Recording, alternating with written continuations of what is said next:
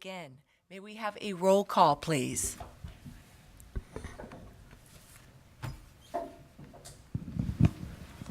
Sorry about that. That's good. Councilmember Horoff? Here. Councilmember Way? Here.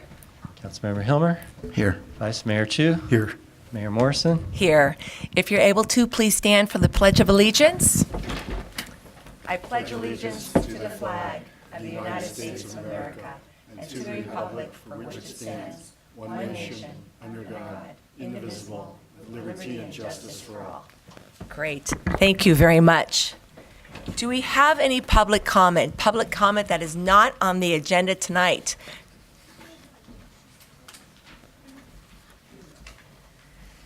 Hi, Cindy.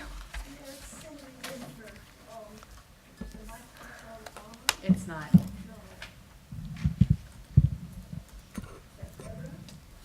No. Shannon, can you help? Yeah. There we go. Thank you. Please note Dick Spotswood's article in today's IJ, where he talks about future use architecture and hopes the new Larkspur parking garage will be adapted to new uses over time. So I Googled future use architecture, and it seems to be a relatively new concept. However, in 2017, the approach merited the prestigious La Trobe Prize, awarded to a team from Northeastern University School of Architecture. And again, this very morning, I saw a report about a major new development in AV technology from Duke University, reported by the Institute of Electrical and Electronics Engineers, a very nerdy group. I do not pretend to grasp the details, but the gist of the report is astonishing. There's now an incredibly faster way for the AV to decide what to do next. As compared with 3 or 4 hertz per second, now the AVs will have access to 1,000 hertz per second. So there's only one appended comment by a former amateur rally driver who does indeed appear to understand the handling dynamics of motor vehicles. He describes the drawbacks of this new system in some circumstances. Nevertheless, he concludes on an optimistic note. It's pretty impressive stuff, and it will get better. And I italicized that last phrase because everybody says that as technology is worked on, it will get better and improve in the future. And so I'm wondering now whether vehicle automation may develop faster than expected, and the City Council should take that into account. And Great. Thank you. Thank you. Thank you, Cindy. Do we have anyone else? Joe Jennings. Hi, it's Joe Jennings from the Larkspur Library Community Center Foundation. Just coming by to check in and let you know that the feasibility study for fundraising is about halfway through, and we're making great progress. The small group meeting process has kicked off, and we've already held 2 small group meetings, and we have 6 scheduled. And the education outreach to the different education communities in the 5 villages is about to start, and we're making good progress, and we hope to be back to you in August with the results of the feasibility study. Good. Thank you very much. Joe, thank you and the task force and all the work you've done. Really appreciate it. Thank you for the update. Hi, Joan.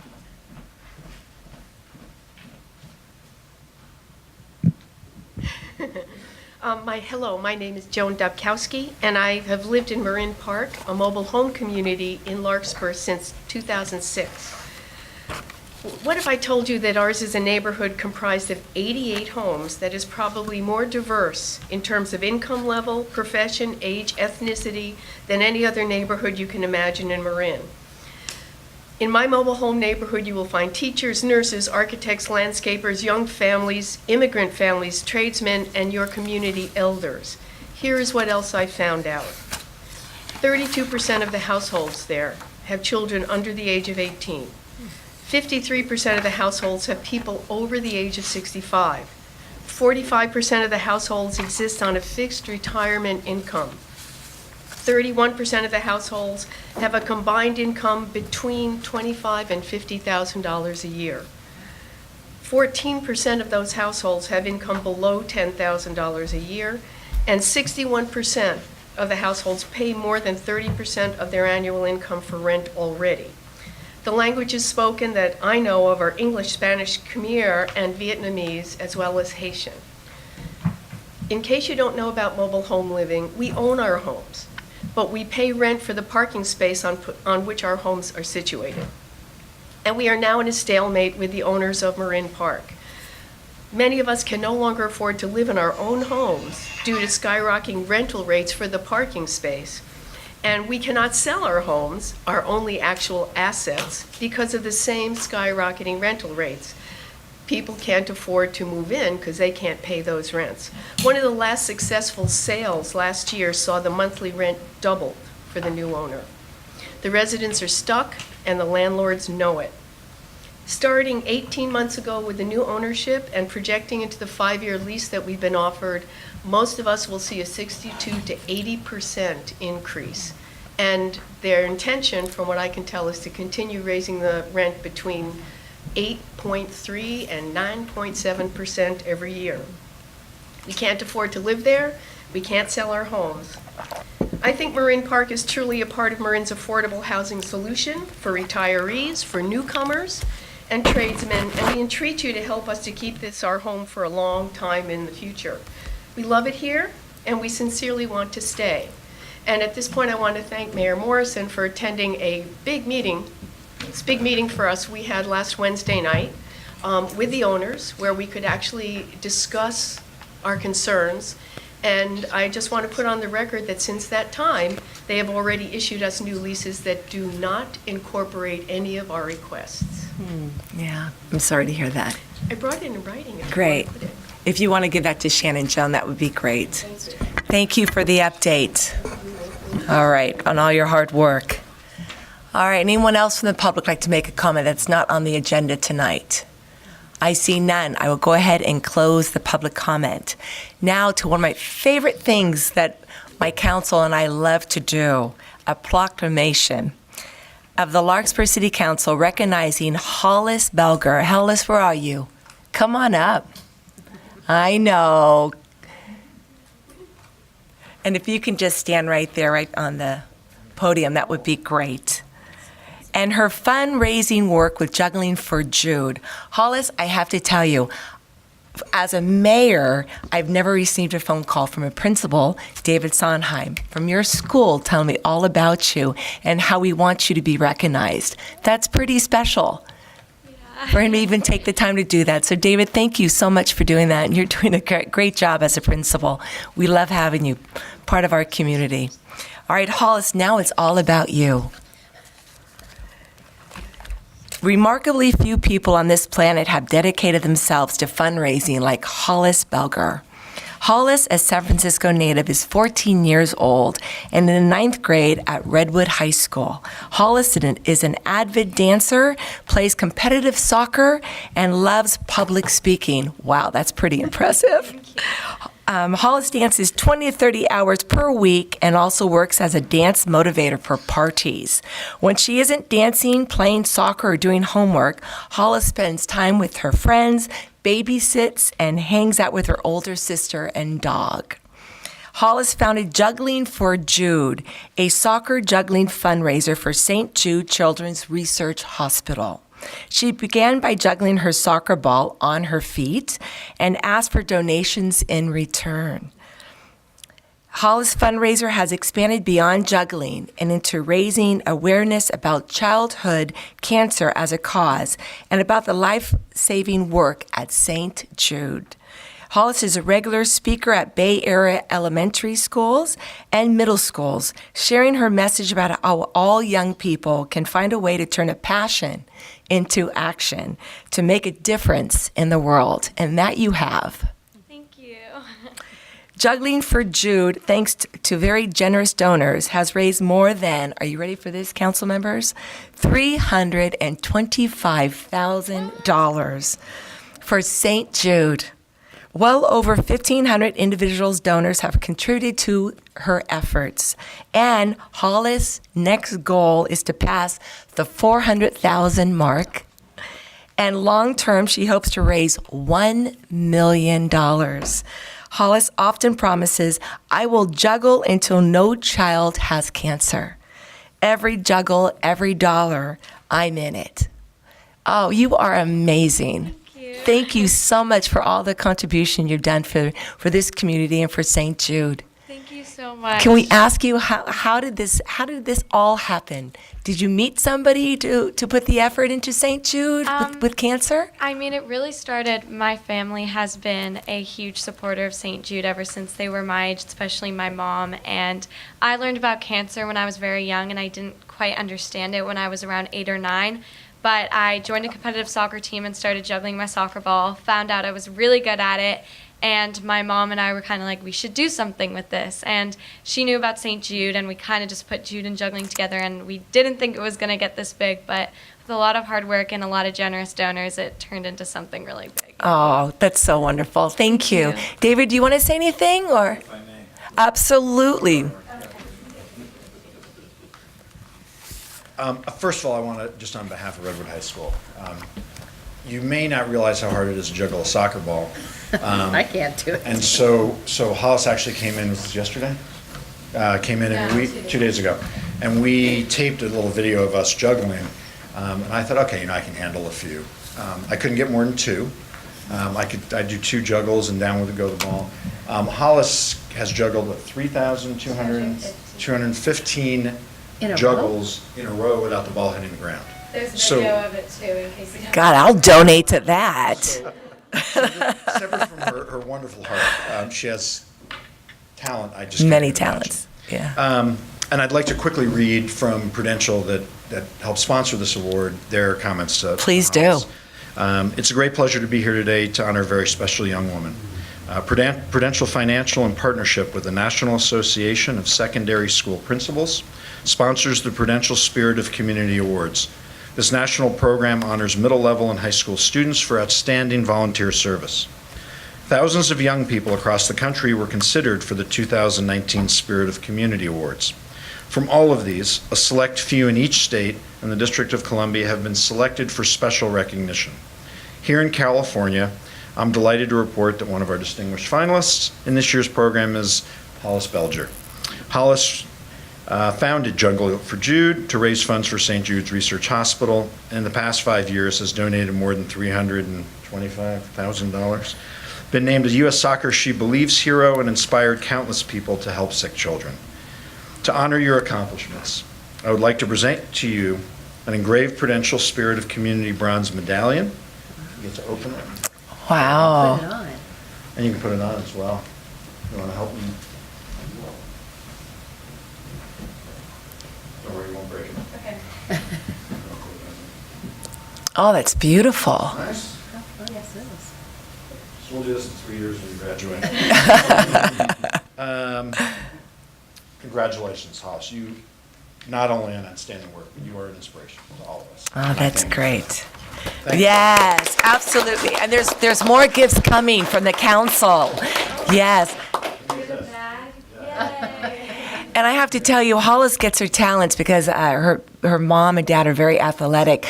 There's TJ's Gym back there. They own the TJ's Gym in Corte Madera and the one in Mill Valley. So obviously, you're very talented and athletic. You've got parents that are so.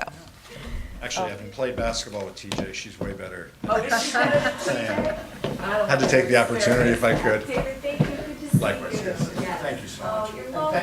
Thank you, everybody, for recognizing Hollis. And the council wants to give you a smiley model, and you make a smile. Thank you. And there's some candy, because you left this. Thank you so much. And a certificate. Thank you. Thank you so much. Congratulations, Cameron. That's pretty impressive.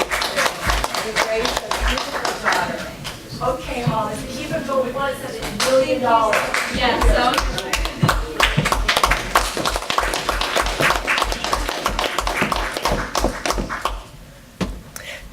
You do not have to stay for the. Bye, David. Thank you. Good luck with your finals. Okay, we will move on. 3.2, another presentation. I don't think you're going to get any awards, though, so no smiley mugs for you.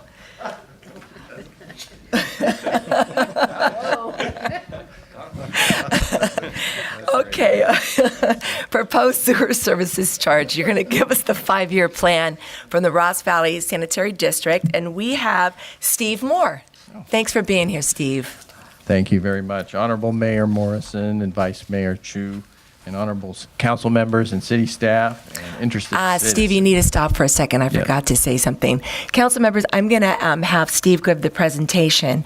I would like to move from the business items to discuss 8.3 after his presentation.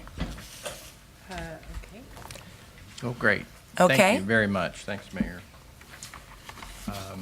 I really appreciate this privilege of addressing you here tonight and to talk about the sewer service charges that are being proposed for the next 5 years in the Ross Valley Sanitary District. I wanted to draw attention to the handouts that I provided. One is a two-sided page, two pages of this presentation, and the second is an invitation that I'll describe. So my name's Steve Moore. I'm the general manager of Ross Valley Sanitary District, and with me tonight is Doug Kelly, who's an elected board member of the district, and he'll speak a little bit after me. I want to first of all express our commitment at the district to working cooperatively with Larkspur, and we represent your interests on the CMSA Treatment Plant Board. We work with you very closely to coordinate our sewer lateral program with your ambitious paving program, and we have Julian Skinner here, our partner, in helping folks out. And also, we're cleaning up the former treatment plant property and there at Larkspur Landing so the city can meet its land use goals there at this very important site. And so we look forward to continuing our productive cooperative relationship for the benefit of our common ratepayers, seeking efficiency and multiple benefits for the community wherever possible. And we want to take this opportunity to personally invite you to our ribbon cutting ceremony. That's that one handout there, our flyer. It's at noon next Tuesday at the Bon Air Shopping Center, where we're dedicating 2 major pump station upgrades here in your city. Millions of dollars of upgrades, largely revenue bond funded, and both under budget and on time. And we're really proud of this accomplishment and are sharing this celebration with the folks who've tolerated the construction there. We figure it's a small token, but some pizza for lunch might take the edge off of 1.5 years of construction. We'll see. You may not know this, but Councilmember Hilmer probably does, but out of our 19 pump stations in our system at Ross Valley Sanitary District, 18 out of 19 are located in the city limits of Larkspur. And it's here but it makes sense, right? I'm an engineer by trade, and it's the lower end of the gravity system that we then lift the wastewater to the CMSA plant over near Highway 580. So, let's see, next slide. In the spirit of transparency, we're here tonight to communicate the unique characteristics of a part of Larkspur with respect to sewer rates and answer any questions you may have. You know, about half the money we collect on the property tax bill goes to CMSA, Central Marin Sanitation Agency, for the treatment plant operations, maintenance, the regulated discharge to the bay, and water recycling. It also supports the renewable energy program at the treatment plant. The other half of the rates support the salaries and benefits, equipment, materials, O&M of the collection system, pumps and pipes, and meeting increasing regulatory requirements for preventing sewer overflows, and then finally debt service for the capital program. On this map, you can see part of the city limits of Larkspur are captured within the Ross Valley rate zone, which is a lower amount of per year rate, and then part of Larkspur has what's known as the Larkspur rate zone, which is higher per year, and I'll explain that a little bit. This little section here is Murray Park, and in another public meeting tonight, we're meeting with Murray Park residents about annexing that area to the red part of, basically the Ross Valley Sanitary District, which you probably know extends up into Fairfax and Sleepy Hollow and San Anselmo and Ross and Kentfield. So why are there different rate zones? Well, part of Larkspur, annexed in 1993, the parcels in this part of Larkspur, the green part of the map, do not contribute property tax, known as ad valorem, to the Ross Valley Sanitary District for its capital program. This constitutes about 12% of the ratepayers in the district boundaries. We have a population of about 56,000 people, so about whatever the 12,000 or so affected, or less than that, more like 6,000 people in the green zone are affected by this. To give you a number, in 2018, the ad valorem averaged $414 per parcel in our district. This slide shows a comparison of annual sewer service charges for different sanitary districts in Marin County. And you can see on the y-axis, it goes from 0 up to $2,000 per year. And you can see that the Ross Valley rate and the Larkspur rate are toward the center of this distribution. So give you a sense that the rates are in the median range currently, and other districts are considering similar rate increases that we are. Can I ask a question? Yes. Are those EDU rates or are those average rates? These are, they do track with EDU. And so one EDU, equivalent dwelling unit, equals one single family residence. Do those show the differences in EDU, or does that show the differences in average rate? It's actually the actual rate. Okay. Although there might be some examples of averaging within this table, and many of these are the actual rate per single family residence, which is an EDU. Is there an EDU comparison anywhere in this presentation? No, there's not. It's more high level. There is some differences. For instance, I'd be interested in that. Oh yeah, and it's in our proposal, Prop 218. It has a table that shows all the different ones. One of them is multifamily, which is it's a 0.897 times this number just for Ross Valley. So it ends up being, instead of 909, it's 812, I think, or something like that. So it has been modified. That was about 5 years ago when that was introduced as a lower rate. So this just gives an overall picture of where we are in the county. So process we're managing is based on a 5-year sewer rate plan based on a rate consultant study recommendations, reviewing our operation and maintenance, our capital program, and making recommendations so that we maintain our fiscal standing. The recommendation was to increase rates at an average of 6.6% for the first 2 years, and then 5.8% for the following 3. This will pay for these near-term capital programs, which are projected to tail off. We're going through a big, there's a lot of projects being built, and on the order of $41 million this last year. Really a sustainable capital program will look more like $8 to $10 million a year instead of this $40 million that we did this fiscal year, and we're projected to do $30 million this upcoming year. So there's a bit of a wide part, and the bandwidth is quite wide right now, and it's based on regulatory requirements from the Regional Water Board cease and desist order. But there's light at the end of the tunnel. So what are we doing? What steps are we taking to increase efficiency before we even consider rate changes?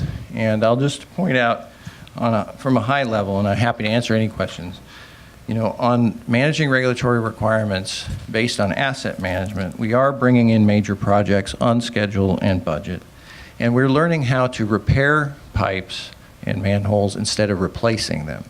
That ends up being a $400 to $600 versus $10,000. It's that significant when we can strategically repair infrastructure instead of replace it, and we can do that methodically now that we have a information management system, and we can communicate to the regulatory agencies that we don't have to replace every bit of pipe when we can repair them instead. From a financial standpoint, we've issued revenue bonds, and if the bonds are proposed, they're sold this July as planned, we will be in the neighborhood of $100 million that we're managing in revenue bonds.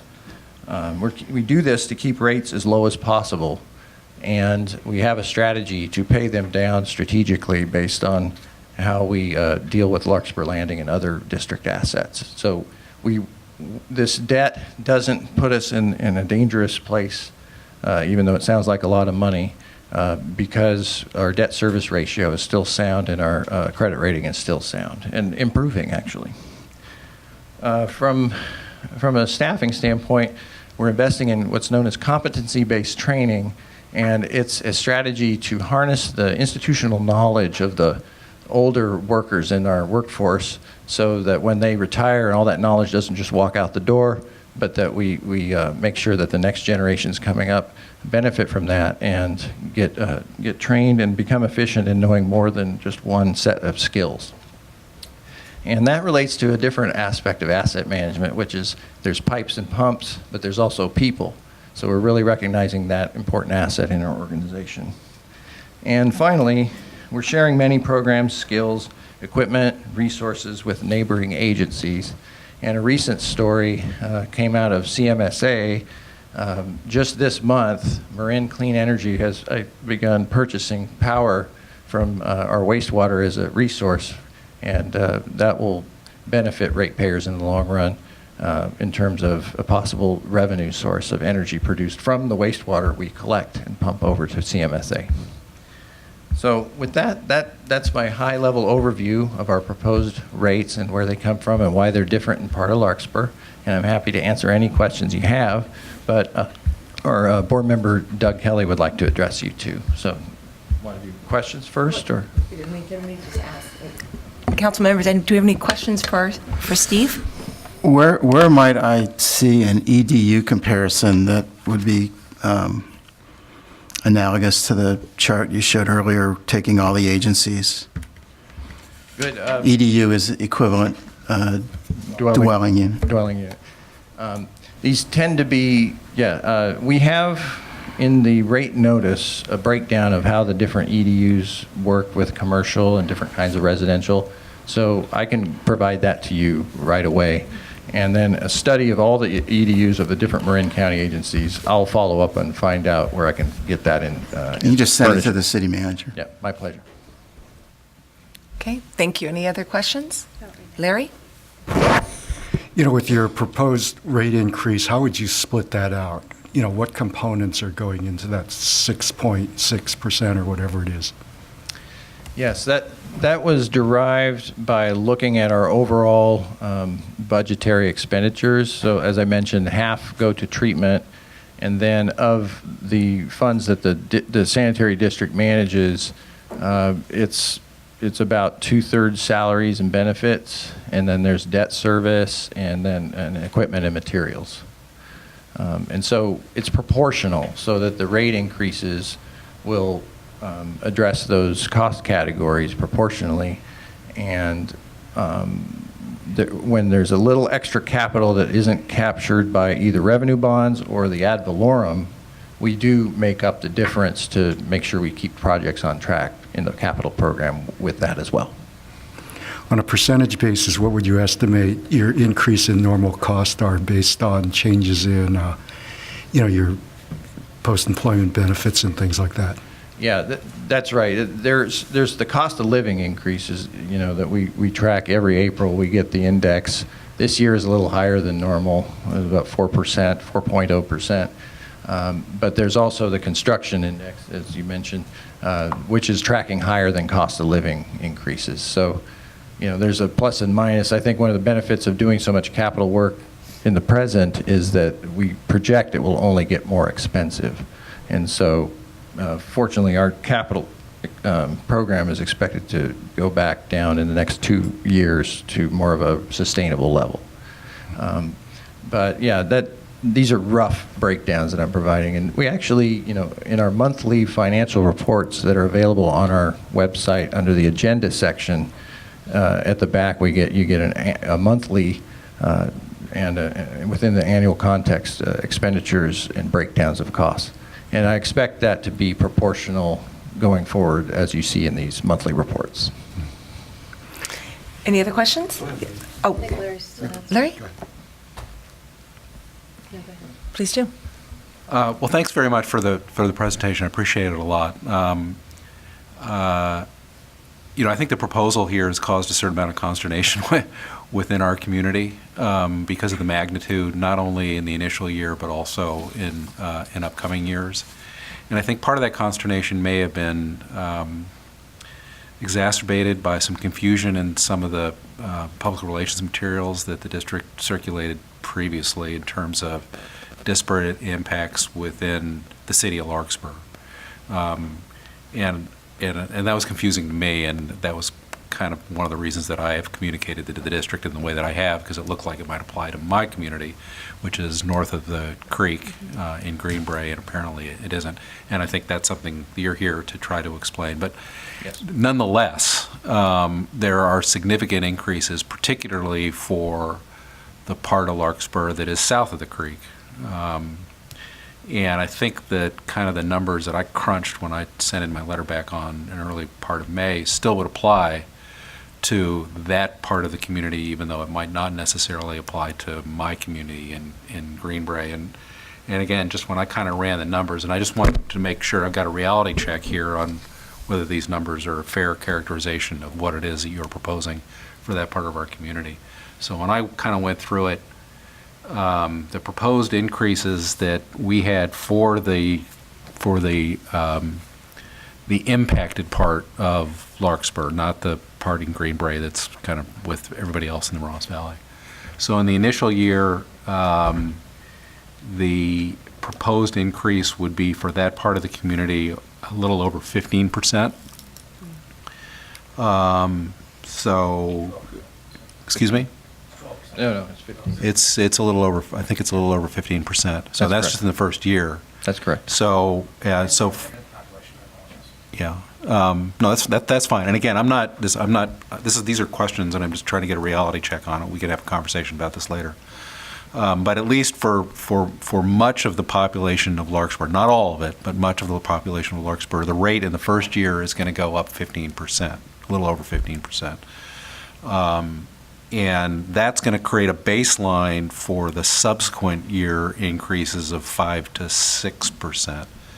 So when I kind of ran those numbers for my own purposes, again, not understanding at the time that there were differences between where you lived, that would create a total increase getting up to the year 2023 of over 45% of the rates that those customers are currently being assessed. And this is going to show up on the property tax bill. So the Ross Valley Sanitary District charge will go up almost by 50% over the next 4 years for those customers. Mm-hmm. Is that a fair accounting of what I have seen in terms of the numbers?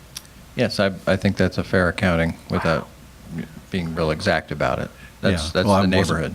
I wasn't really exact about it either, but I think it's important just to highlight that, because folks need to know that these are dramatic increases, and particularly for that part of the community that's getting hit with that significant first-year charge. Again, that's going to be the baseline for subsequent year increases, which is where you get to that 45%. That's right.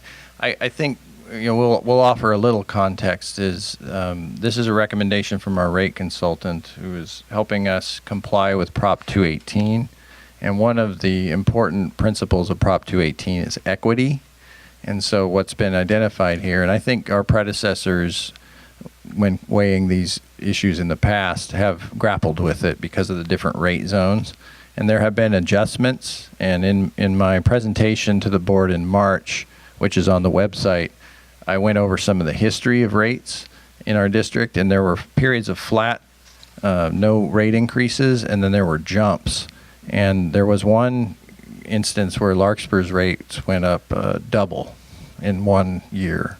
So there are these, I would characterize as somewhat erratic pattern until the last 5 years, where there was a steady rate increase that was a little less than what we're proposing. It was more like 6.5 to 7.5 in the last 5 years.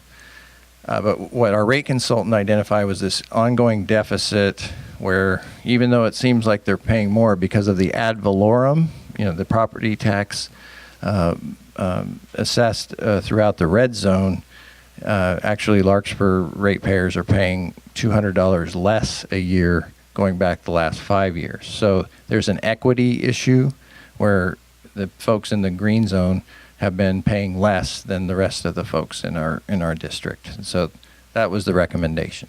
Yeah, and I understand, and I appreciate that clarification. I think it's important for the public to hear that, because again, when the initial kind of stuff hit our mailboxes, those distinctions weren't really made, and it certainly caused me some confusion.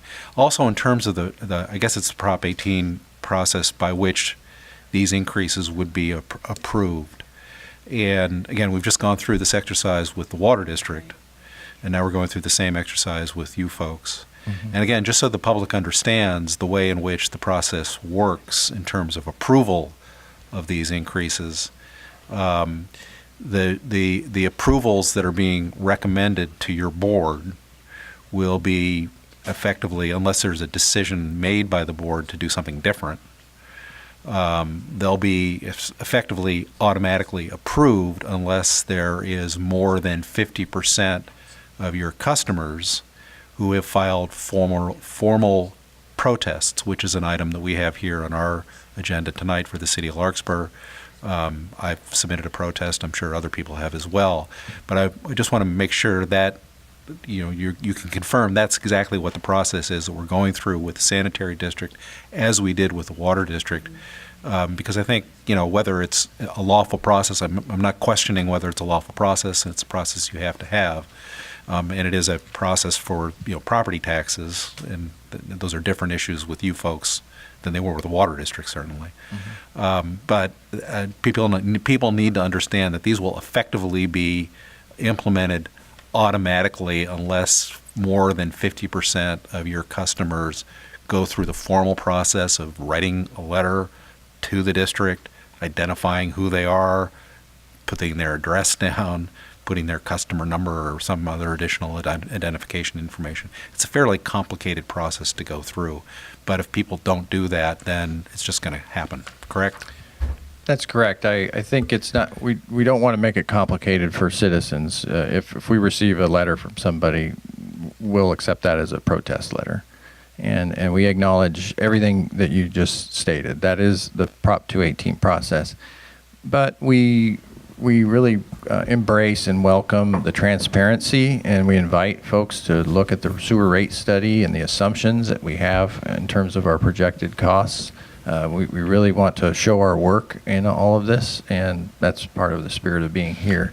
And I appreciate that. And again, I'm asking these questions not to be critical, but just to make sure that the public understands the process that we're going through, and with respect to my earlier questions, what the financial impact is going to be to at least certain classes of customers. Very well stated and accurate. Great. And our board did look at, during our process, ways to make the rates increases lower, and worked with our rate consultant. He has a rate model, and so his original recommendations were higher rate increases, and the board weighed in and stretched out some of our repayment of the unfunded liabilities for OPEB and pension, and by doing that, justified a lower rate increase through our public process, though not as low as folks would probably like to see. Thanks, Steve. Steve, we have Catherine Way and then Dan Hilmer. And at that have same questions. time, when you looked at the variability in what you could assume as rate increases, did you also then look at the assets that the Ross Valley Sanitary District has? Maybe Doug will speak to this later, as opportunity zones to get more liquidity in your budget so that there's less burden on the ratepayer? Yes, in the long run, we will look at that very seriously. In the short run, we made no assumptions, except I think the Kerner building where we live now, Yes. or where our offices are. I don't live there. But, It's a nice building. yeah, it's not bad. It is a little bit crooked, but sinking into the wetlands, but we won't say that. We looked at that as a placeholder for a potential revenue, but we didn't assume anything for Larkspur Landing because we think that needs to be a community process. But that clearly is something that could have an impact then on the future district finances, and we certainly would consider that in rates going forward. What created the timing for this rate increase to come now? We basically were at a 5-year mark. We had done a 5-year rate study, I guess it would be 2014, and set the rates to this point. And so there was a decision point that was triggered, and we hired our consultant around November, December to queue up this process and the study and the Prop 218 notice. Great, thank you. Dan Emmer? This is an observation of mine from having been on this council for a number of years. I made a series of presentations to the County Board of Supervisors over 10 years ago when you referred to a spike in the rates that took place, doubling the rates here in Larkspur. There were 3 successive notices and rate increases here in Larkspur, I believe between the years 2006 and 2010. Those notices were sent out, rates were increased, promises were made about repairs, but at the time, this was the Marcia Johnson as president of the board years and the Brett Richards as general manager years. A lot of distraction just given the way that board handled themselves, but 3 successive rate increases went through, and none of the repairs were made. But instead, the money was diverted to double the size of the organization and all the long-term liabilities that go with that. That's the thing you're saddled with now. That's why we're being subjected to these increases for the most part, because there was so much of a bump in the salary and benefits component of the organization that now you have to make the repairs that were neglected for 3 successive rate increases without anybody calling the organization on the fact that they promised in legal notices to make these rates, but they didn't use the money to do so. So that history has never really been discussed. And my question is, has your board ever talked about unwinding some of those long-term liabilities that were never part of any capital improvement project, never part of any strategic plan, but they just showed up during those years without any discussion? Well, you can address. I do have a response. Now, I think- recognize this precedes both of you, but Yeah, and I absolutely acknowledge that history. And one thing I would point out is that my predecessor, Greg Norby, one of his first jobs in 2014 timeframe, 2013, was to unwind some of those unreasonable salaries and benefits. And so if you look back at our classifications, compensations, which we're doing right now, we're doing a study of that and looking at our classification, compensation in relation to our peers, other sanitary districts. And measures he took in 2014 to bring down the non-union benefits have been successful insofar as we are below market median now for sanitary districts in Marin County and the Bay Area.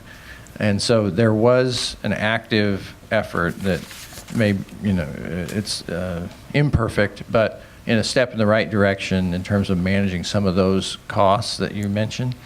And I will point out, again, imperfect, but a pretty major trunk sewer project in 2014, 2015 along Magnolia between Murray Park and the pump station by the middle school.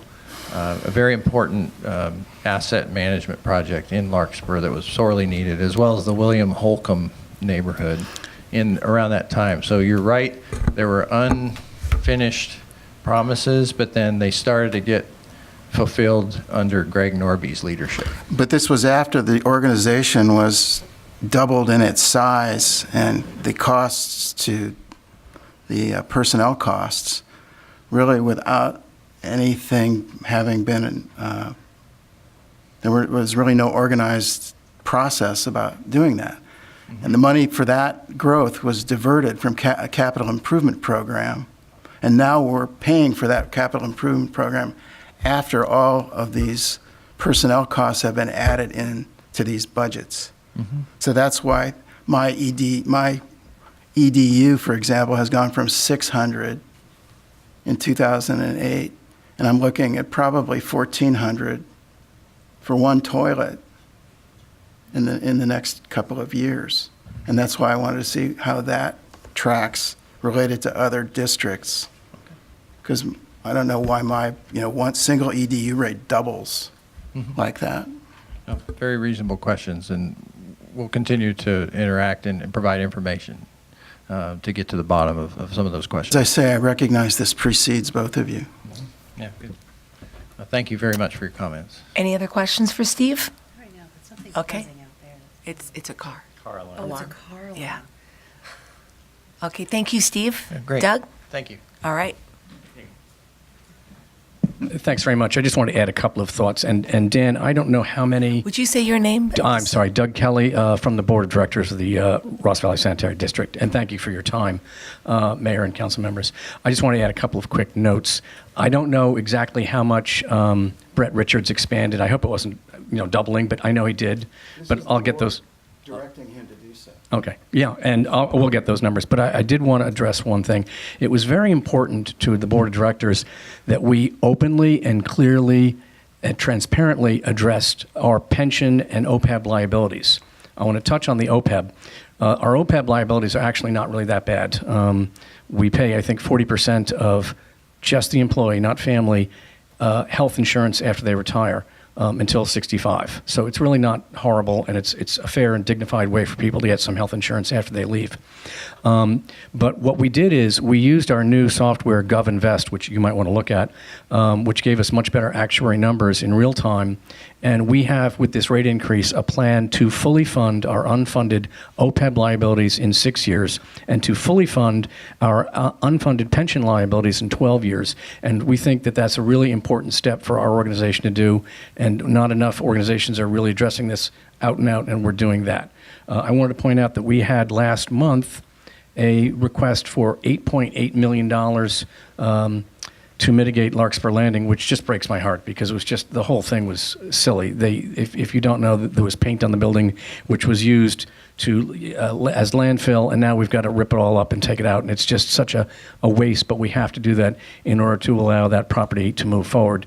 As the general manager stated, it's been the pleasure of the board that once we have that property ready, we want the public to tell us what they want us to do with it. We don't want to tell them what to do, but yes, that could be an asset. We think the Kerner building will be significant. It's fully paid for, and it'll increase cost. I mean, it's increased in revenue, so that will help. But we also used bonds. So we're doing a $37 million bond because we didn't want to go pay-go. We think we can go pay-go in maybe 5, 6, 7 years because the cost will be down. But I also wanted to remind you that because of the neglect over the years and through not just Brett, but I think directors before him, general managers before him, certainly board members, a lot of things were not done, and we're under now a cease and desist. So we've got to do these things, and $41 million in the ground now, 30 next year, but I think there was something along those similar lines the last year and the one before. So we've really done an awful lot of work.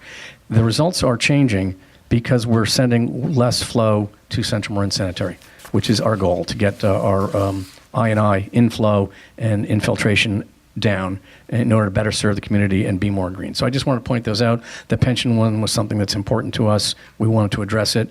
they're all hard to address, but at least we feel we have a plan to get this funded. And when we do that, ongoing, our costs will be substantially less. Thanks, Doug. Any questions for Doug? I see none. Thank you. All right, thank you both for the presentation. So that's why I wanted to go ahead and pull business, excuse me. I'm going to wait. Thank you. I'm going to pull business item 8.3, which is proposed rate increase by Ross Valley Sanitary District and directing the city manager to file a vote of protest in accordance with Proposition 2018. Anybody have any questions from the council about 8.3? No?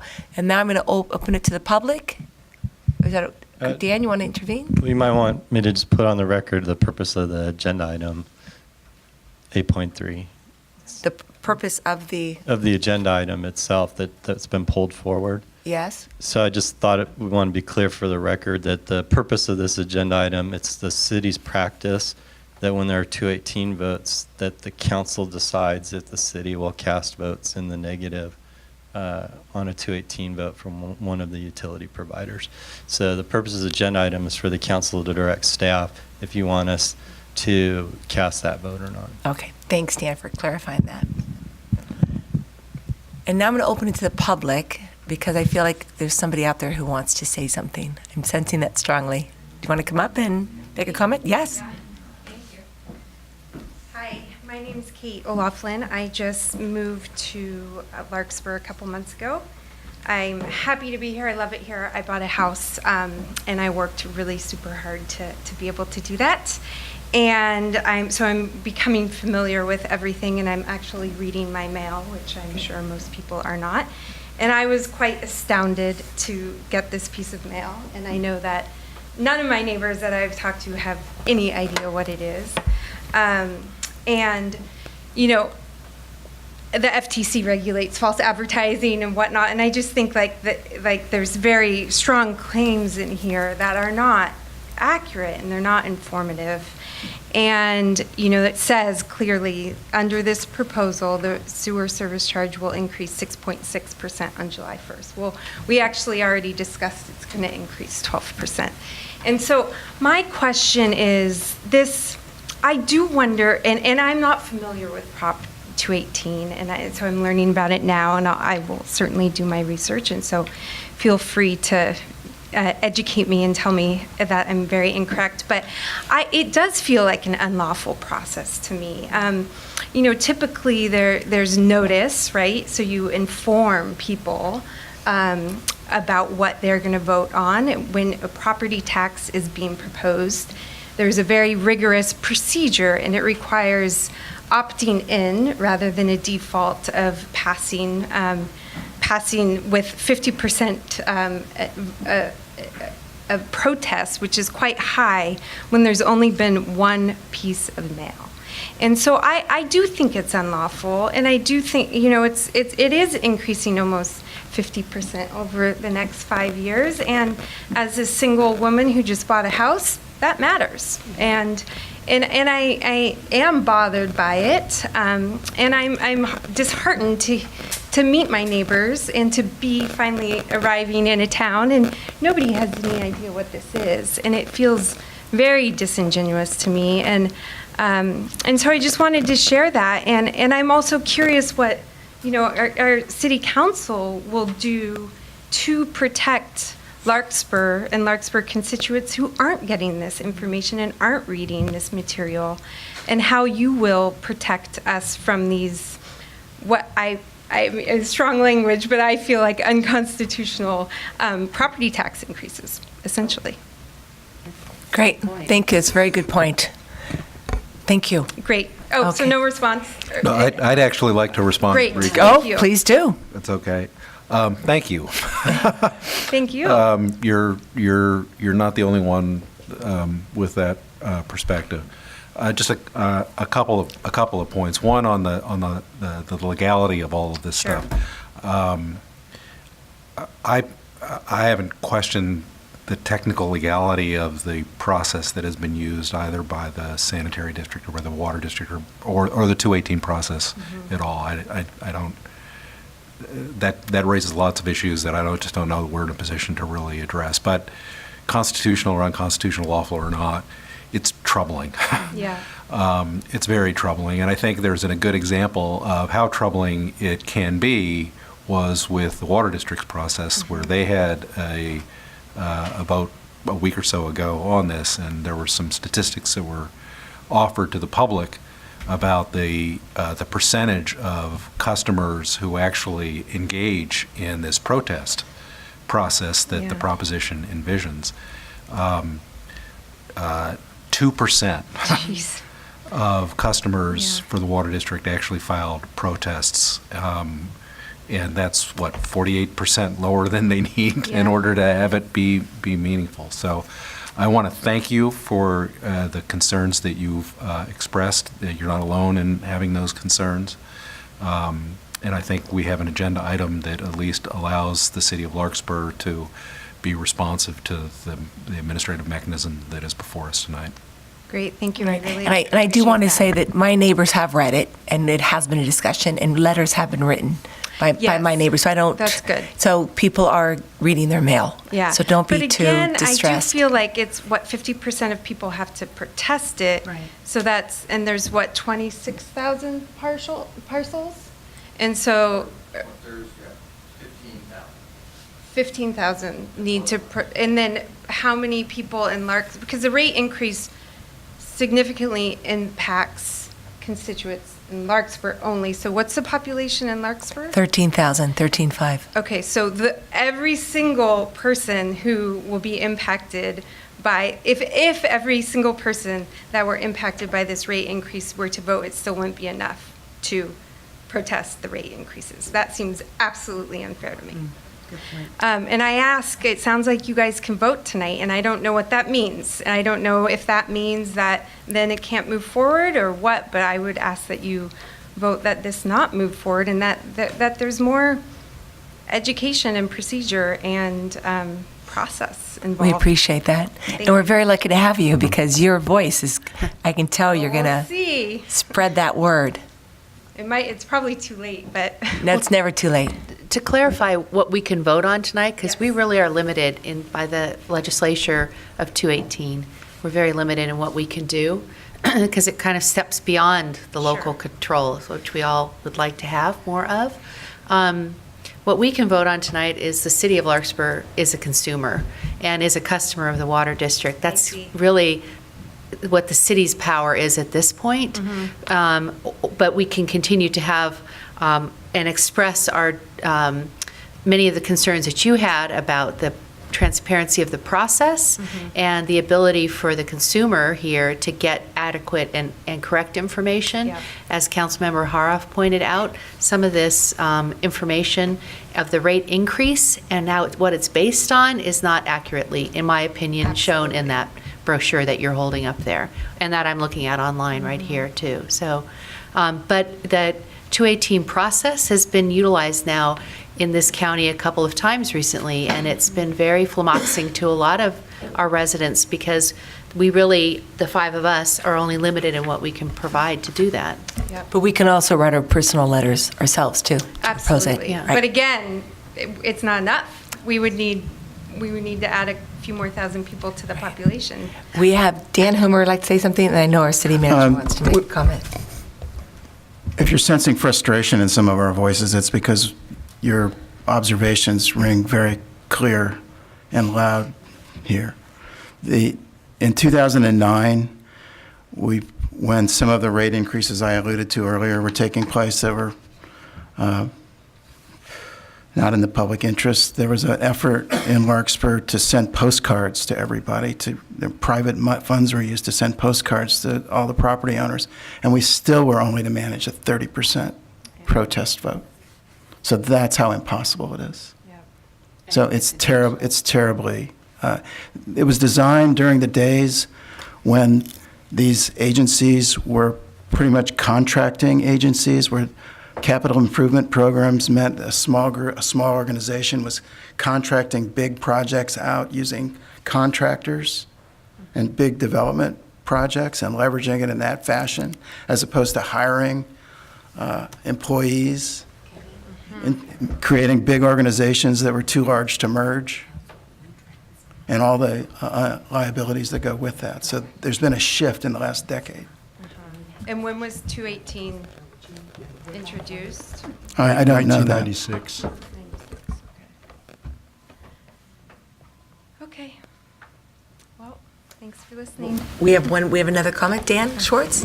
I thought it might be helpful if I offer some just general perspective on Proposition 218 so we don't totally vilify it. We have to recognize that before Prop 218 existed, there was really no way to have the voters, or in this case the property owners, express their frustration when various agencies with utility responsibilities would impose increases in their charges. So this process was put in place in part because to simply have all assessments on an operation that, were it to not function, could cause health concerns and safety concerns for the community.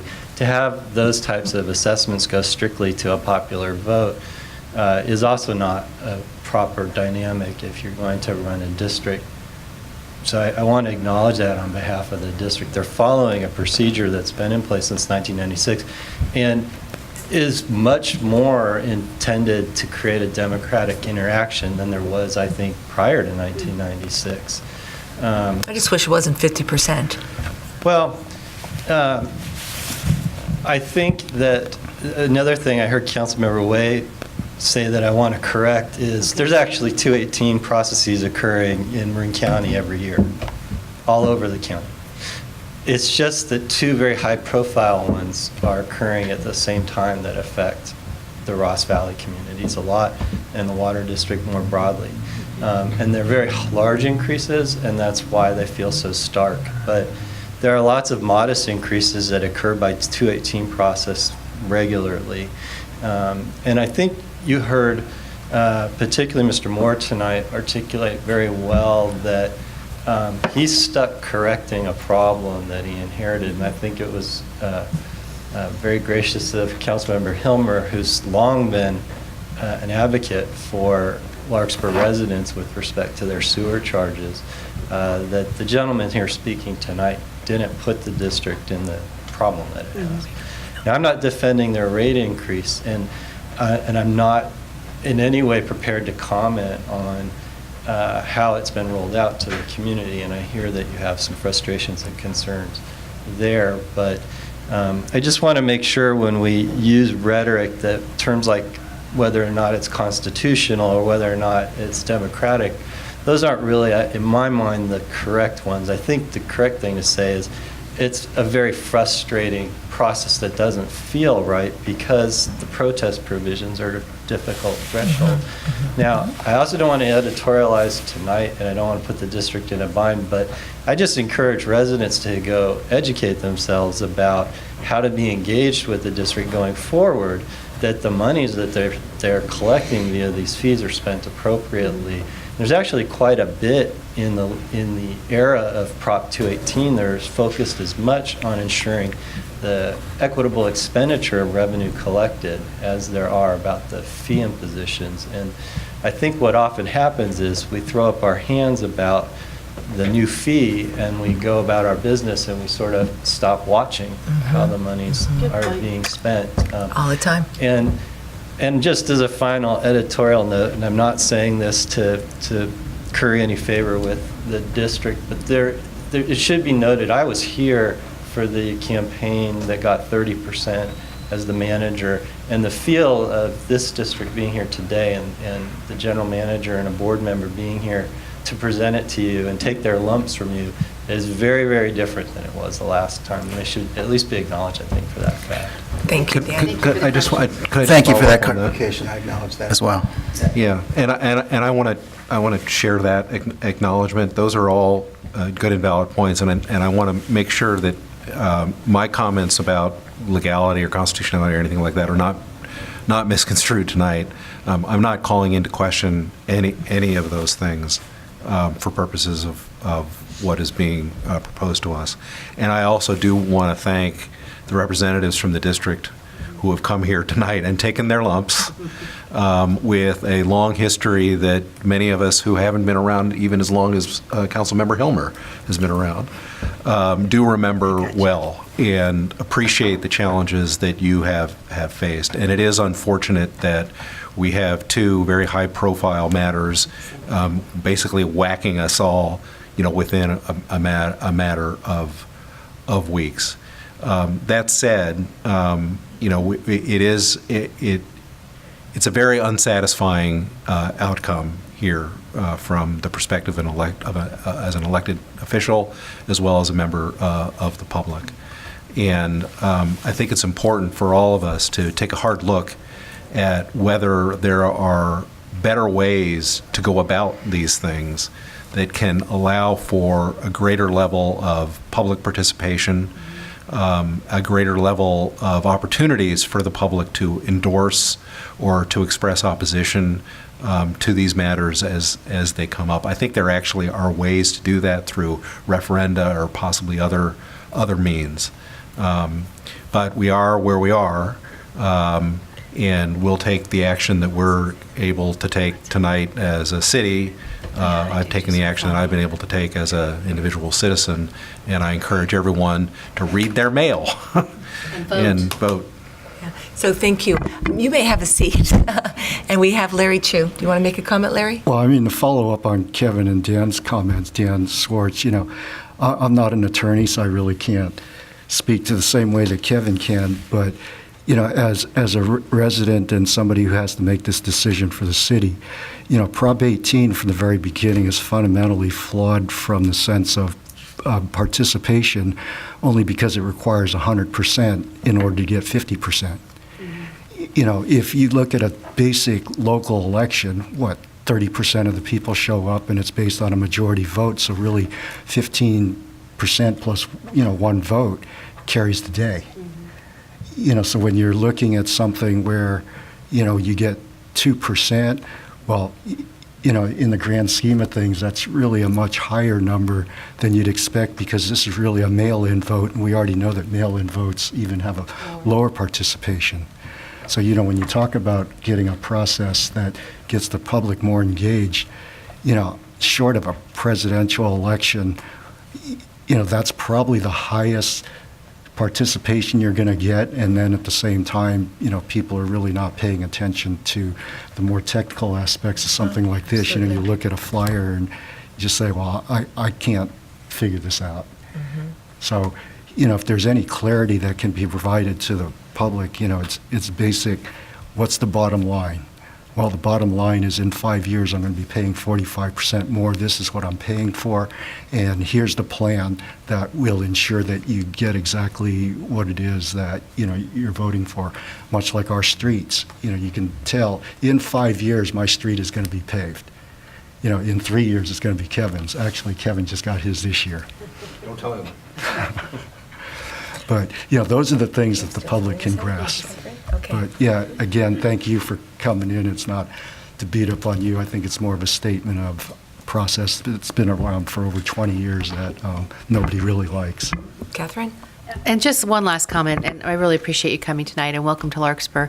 These decisions are made locally with 5 citizen members, and there's 5 members of the Ross Valley Sanitary District Board that are all elected people from the community. So I encourage people to step forward and take on some of these roles and to put their name forward and run for positions to help make some of these really crucial decisions. If you're dissatisfied with the process, it's really important that everyone listening to me out there step forward and put your name forward to be a member of one of these boards that makes these decisions, and then maybe you can guide the decisions in a way that is more fitting with what your needs and interests are too. So everybody serves a 4-year term, and they'll be rotating through. So there's opportunities for others who have various other ideas to come forward and participate that way too. Okay, So. thank you. And you have public meetings coming up. Can you, Steve, mention all the dates? I hopefully have more than one. Yes. We have a monthly meeting that's scheduled the 3rd Wednesday of every month at the Central Marin Police Authority building. Begins typically at 6 p.m. for the public session. And we did notice and hold 2 workshops on rates, and it was very, very hands-on, put the rate model up and looked at different assumptions, and the board helped fashion what we hope is a more affordable rate structure. So we did have 2 public meetings. Oh, you don't have another one coming up? I thought. And we do, and then the third Wednesday sorry. of June is June 19th, and that's the hearing where we'll invite public input and again present the proposal. And how are you spreading the word about the meeting on the 19th? We do that many ways. You'll hear we have it on our website, but we actually have a Nextdoor account. It's been a new development in our outreach strategy, and we reach. It's pretty amazing. In the Ross Valley District, there's some 26,000 people on that. So we reach people via email, and have the links to the rate study and that sort of thing. So we think that we're reaching folks hopefully in a good way that way. And we record all of our board meetings. So the March and April board meetings where we considered the rates were over an hour in length, both meetings, and they're available for folks to review if they're interested. And it's Wednesday, June 19th at 6 p.m. is when the hearing to consider adoption of the sewer rates will be held. All right. Thanks, Steve. And thank you, thank you. Doug. We appreciate it. Appreciate your presentation being here. All right. So, council members, we need to give the staff a, let's see, it says here we need to give them a recommendation, direct the staff. Anybody want to start that? I'll move the staff recommendation. Okay. You don't want to do that. The staff's recommendation is to give us direction, so you have to do that. 8.3 we're talking. 8.3, and I think Kevin has. You go ahead. Go ahead, Kevin. No, Dan, you go. Sorry. He was pushing the button too. Authorize staff to draft and send the protest letter. You just send the standard letter. We don't have to say why. Because the standard letter just tells us to put the parcel number on and, all the usual technical details. That's what we did for the water district. So I agree. I've been preempted, that's fine. I just actually have one question in terms of the letter, though, because it kind of came up in connection with the water district. So we actually had 50-some accounts with the water district, which required... So we had trouble in our engagement with the water district getting clarity on how many of our accounts were tied to the same parcel. And the water district had said you could protest by simply identifying your accounts. So we decided the simplest, cleanest thing was so that we didn't miss anything. Yeah. We just sent in all the accounts and let them sort out how many properties. I'm very confident there were 3 water connections right in these 2 buildings at least that should have been consolidated, but I didn't want to run the risk of missing any properties. Yeah. It's very different with the sewer district. Their invoice is very clear on what our, I think, 5 charges are that we have. 5, okay. So we won't have that ambiguity. Okay, I just wanted to clarify that because it did come up with the water district since we were trying to figure out how much our boat counted. and the answer was, well, it counts according to parcel. And I didn't know whether those 52 accounts correlated with 52 parcels or... They didn't. I'll leave it at we weren't able to get clarity from the water district about how many of those constituted parcels or not. But we're in a little different situation with the sanitary district. The invoices for Ross Valley Sand District are very clear for us, yes. Okay. So do you have the direction you need? I think there needs to be a second and a vote, and then Exactly. So, any council, you want to add anything else, council members? No. So, may I have a second? I'll second. Okay. Are we all in favor? Aye. Aye. Anyone opposes? I see none. And I want to express my appreciation for the working relationship I do have with the current board, and please pay my respects to directors Scylla, Bernstein, Doug, Gaffney, Pamela. Thank you. And all your former directors as well. Thank you. That's his. Have a good night. All right. And, please let us know if you'd like to come to our ribbon cutting ceremony. So I you can saw that. Yeah, learn June some the of- 11th. Of how the capital work is being done in Larkspur. Great. Thank you. All right, we'll move on. We'll move on to the consent calendar. Any council members want to remove something from the consent calendar? I see none. I'll go to the public. Anything from the public like to remove anything from the consent calendar? All right, I'll bring it back to the council to have a motion for the approval of the consent calendar. Move to approve the consent calendar. And may I have a second? Second. All in favor? Aye. Aye. Anyone opposed? I see none. All right, now we have the city manager's report. Dan Schwartz. I'll begin, Madam Mayor. I had a request made to please clarify that there may be people in the room who are recording tonight's basketball game and don't want to hear the results said in any way. And I was even requested whether I could threaten people with arrest if they mention the score. So there you go. There's the request. So that's my opener. I have four city-specific items for you. The first is that I want to reiterate a comment from the last meeting that I made for the public, is that paving projects and bridge projects are very dynamic things, affected often by timing relative to weather and other elements that may slow or speed up our process. And so noticing has to be somewhat dynamic to adjust for the conditions. We really appreciate that folks who've called us have heard us that we can't commit as much to a paving window until we're pretty close to it. We can give you a broad window and then kind of keep tightening that window up as we get closer to the actual paving. Encourage residents who are affected this year by our paving program to keep that in mind, and going forward, keep that in mind. And you want to stay on top of our website to see the most current information. Likewise, the council's heard before, members of the public who have been paying attention know that there are going to be occasional closures of Bon Air Bridge. They're not going to be long closures, but they're going to be necessary closures. We're trying to keep them to a minimum. We understand the importance to the community of keeping the bridge open. One of those closures is looming sometime later in the summer, and so that right now that's the broad window, later in the summer. As we get closer to later in the summer, we'll start to tighten that window up. So really encourage folks to keep paying attention to the website, to our noticing, to what we put out on Nextdoor about the bridge, so that you're aware of and not totally caught by surprise when that closure occurs. Next, parking challenges around the high school really increased quite a bit, as we thought they might in the spring months. That's mostly due to the fact that some of the students acquire their driver's license during the school year and then aren't eligible to have a parking spot at the campus, but they want to drive to school. That's the number one explanation for it. We did a great job of discouraging students from parking in the Marina neighborhood.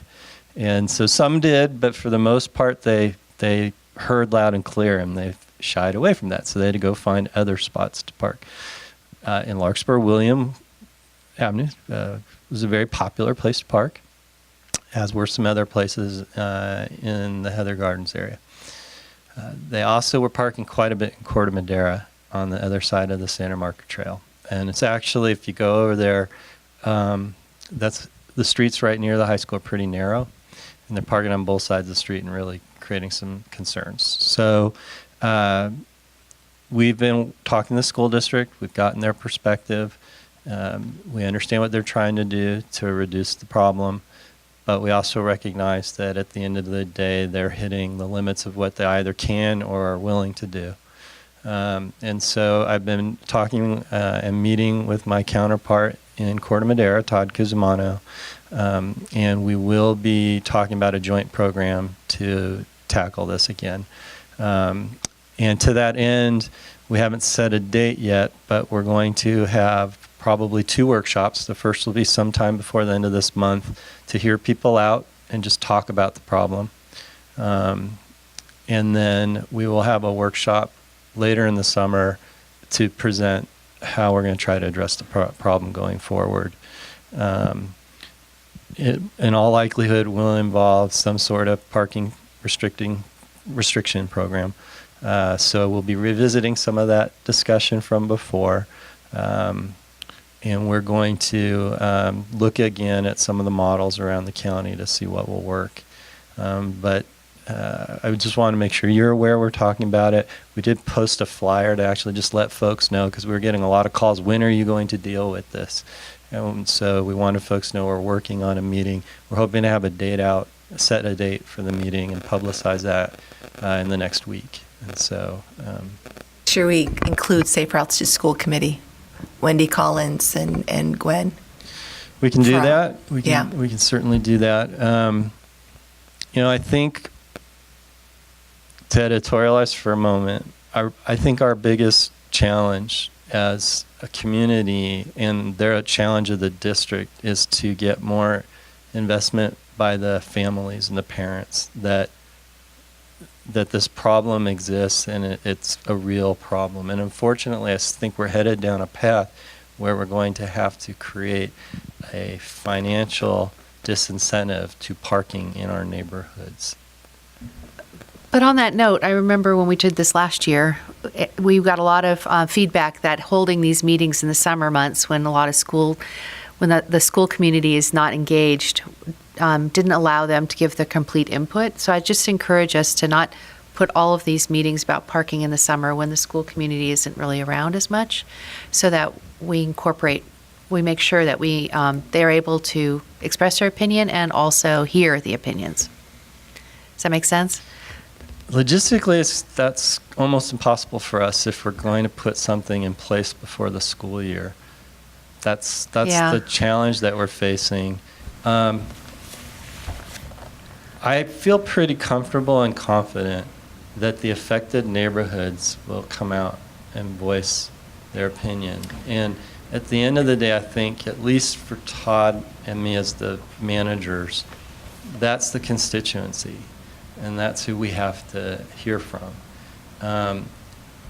Unless I specifically get direction from the council, and I don't want to get too far into substantive discussion during my city manager's report, that one of my roles is to solve the problem for the parents of the parents of kids who live well outside of the No. neighborhoods around the thing. I can't really do that. Yeah, no, I'm not expecting that. I just think making sure, like we did last time, that the principal was aware of what was going on so that he could participate as needed, And the superintendent. and the superintendent. But, yeah, it isn't our role to solve the problem for the kids who are commuting in from Tiburon or Belvedere or wherever. So, Or other parts of Larkspur. right. My kids drove to school. To the mayor's prior comments, bringing Safe Route to schools is a good idea, because they do a great job of encouraging other ways of getting to school. So. I just think in general that if it's an important issue, people will show up, because we can't be running a 9-month calendar year. Yeah, you're right. That goes back to the old joke New Yorkers make about us being the California work year. It's not funny. Anyway, more to follow, and there eventually will be Great. some council Good to hear. discussion Good. about it. Another upcoming meeting, this one we have the details on. We will be, our Public Works folks will be hosting a community open house on June 11 from 6 to 8 p.m. at the community room at Central Marin Police Authority. And the topic there will be potential improvements for South Alicio Drive. We've completed our analysis for issues along South Alicio Drive, and these are mostly bike ped improvements that were contemplated in our master plan. And so we encourage folks to come out, hear what we're thinking, what we've looked at, and what may be coming, and give us their feedback. So again, a community open house, 6 to 8 p.m. at the community room at Central Marin Police. What's the date, Dan? June 11th. June 11th. Oh, Yeah. same date as the ribbon cutting. And then lastly, I just wanted to take a minute. Sometimes I get asked, and I got asked 3 or 4 times in the last 2 weeks, what exactly the city does to support the 4th of July parade. So I thought I'd underscore that briefly, that a lot of what we do isn't seen by the public. We are getting ready for our role in the parade now, and we've been doing it for quite a while, because we have to prepare the parade route within Larkspur, and there's a lot of public works time from the maintenance division to get things ready so that can go smoothly. and comfortably for the public. And so they're working on that now, and that's sort of a hidden investment that we do. We also co-sponsor with the town of Corte Madera and pay for certain elements of the parade. We pay jointly for the security that's provided at the parade and at the celebration at the end in Town Park. We also contribute to the budget for those elements of the parade that receive some compensation for being in the parade. And so all of that is what the city contributes beyond just sort of allowing it to happen. And I just thought I'd get that out there and remind folks. And looking forward to the parade. It's not that far away. So. Great. Even my Australian friends are coming out for the parade. 6 of them. Thank you, Dan. Council members, any questions for Dan? Nope, thank you. No? Open to the public. Any questions for our city manager? All right, Dan, thank you very much. All right, council members, do you have reports or comments? No? Okay. Okay, Kevin, Dan, you want to go first? No? Okay, Catherine? Okay, I'll go first. So this week has been a little busy with attending some fire-related things. Last night, Living with Fire presentation by Fire Safe Marin was done in Corte Madera for the Central Marin community and others. But we were represented by Todd Lanto doing the presentation and by Ruben Martin being there to answer questions. And I would encourage everyone to look at the Fire Safe Marin and the Central Marin Fire Department's website for what are the new information about vegetation management. They started the inspections a couple of days ago, and fire season has started. There was a fire in Kentfield today, a grass fire in Kentfield, and there's been multiple fires already in Marin County just in the last couple of months. So this is going to be real, and it needs to be very focused of our community this year. So that was last night. Monday, I was in Sacramento all day with the League of California Cities co-sponsored California for All, which was the Emergency Management Preparedness Summit that was called for by Gavin Newsom, our governor, in the second day of his term in January. And it was very well attended by fire, law enforcement, city managers, city council people, county supervisors from all over California. And also all of the heads of departments from the OES to CAL FIRE to the California Highway Patrol to the National Guard were all there with their staff. So it was a very packed day, but I just wanted to give just a couple of highlights as we did these round tables and spent a lot of time interviewing each other about what works and what doesn't work. Everyone is struggling with community alerts all over the state. Who we alert to, what we say to them, who is registered to receive alerts, what we're going to say, what are we going to do when these cell towers burn, et cetera. So that was very interesting to hear. Second was all of the jurisdictions are struggling with infrastructure. And we just heard our infrastructure elements here all over the state. They're struggling with infrastructure, particularly in a lot of the rural communities that are the highest impact of wildland fire. And a lot of the requests by this community of people was that the governor needs to put forward a budget that provides more infrastructure help. So I found that pretty interesting. And the third thing that most of the communities that I spoke with and all those were struggling with was vegetation mitigation, and particularly the rural communities that are interlinked with the tribal lands, with the federal lands, with the national forestry lands, and with the state park lands, and the responsibility of who's removing all of this horrendously dead vegetation that's there. So there's going to be a follow-up of this, and I'll be happy to share. I was there with Katie Rice, with Matthew Hamill, who's the county manager, Chris Riley, who's the director of OES, and Sasha McEntee was also there from Mill Valley. So that was it from Marin. But the last thing that came out of that was a lot of concern about PG&E and the power shutoffs that are going to happen. And there was some discussion that there may be entire counties where the PG&E power shutoffs are going to happen. So I encourage everyone to go on the PG&E website and list and register your phone number with them. and your contact with them, because they're sending out their own series of alerts, which is separate from what the county is. And they are also holding a Marin County specific power shutoff event on July 30th here in Marin, for Marin County. And it'll be, I'll leave this up here for people who are interested, but they want all of us to prepare now for these public safety power shutoffs, which will not be 2 hours or 3 hours. They're likely to be 4 to 5 to 6 days at the minimum, is what they're talking. So that was sort of my big last 3 days of fire opportunities, but I'd be happy to talk to others about it if they'd like. So PG&E power shutoffs will also be discussed at the DC3 meeting on June 13th, and what that's going to mean for municipalities and what it's going to mean for individual homeowners. So we have to take it really seriously, because they're taking it very seriously in Sacramento, and it will be huge. It will be big swaths. It's not just your single homeowner. May I ask a clarifying question? I don't expect you to be able to provide a full answer, but it's my understanding they're talking about high fire hazard areas, not entire cities. It all depends. If you go on their PG&E website, they've put all the maps out, and et cetera, about what Tier 1, Tier 2, and Tier 3. The concern is sometimes Tier 3 will be needed to be shut down in a high hazard fire day, but you have to shut 1 and 2 off to get to 3. That's the way their system is set up in some of the jurisdictions. And so they know 2s and 3s. We're sitting in a 2 right now. All of Greenbrae Hillside is a 3. They may need to shut the 2 off to get to the 3.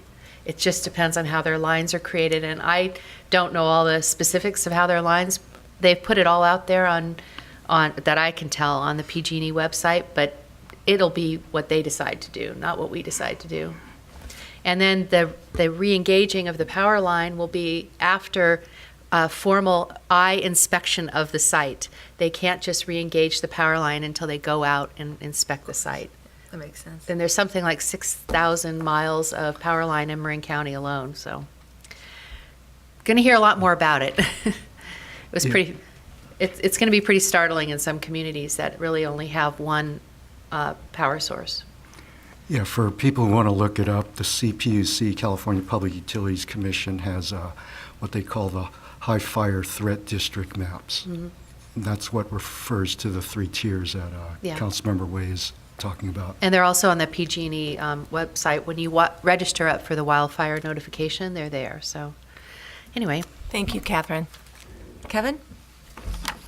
I have several things real quick. First of all, thanks to Councilmember Way for that introduction and an introduction to the mysteries of PG&E's utility grid. We'll all suffer the consequences of that.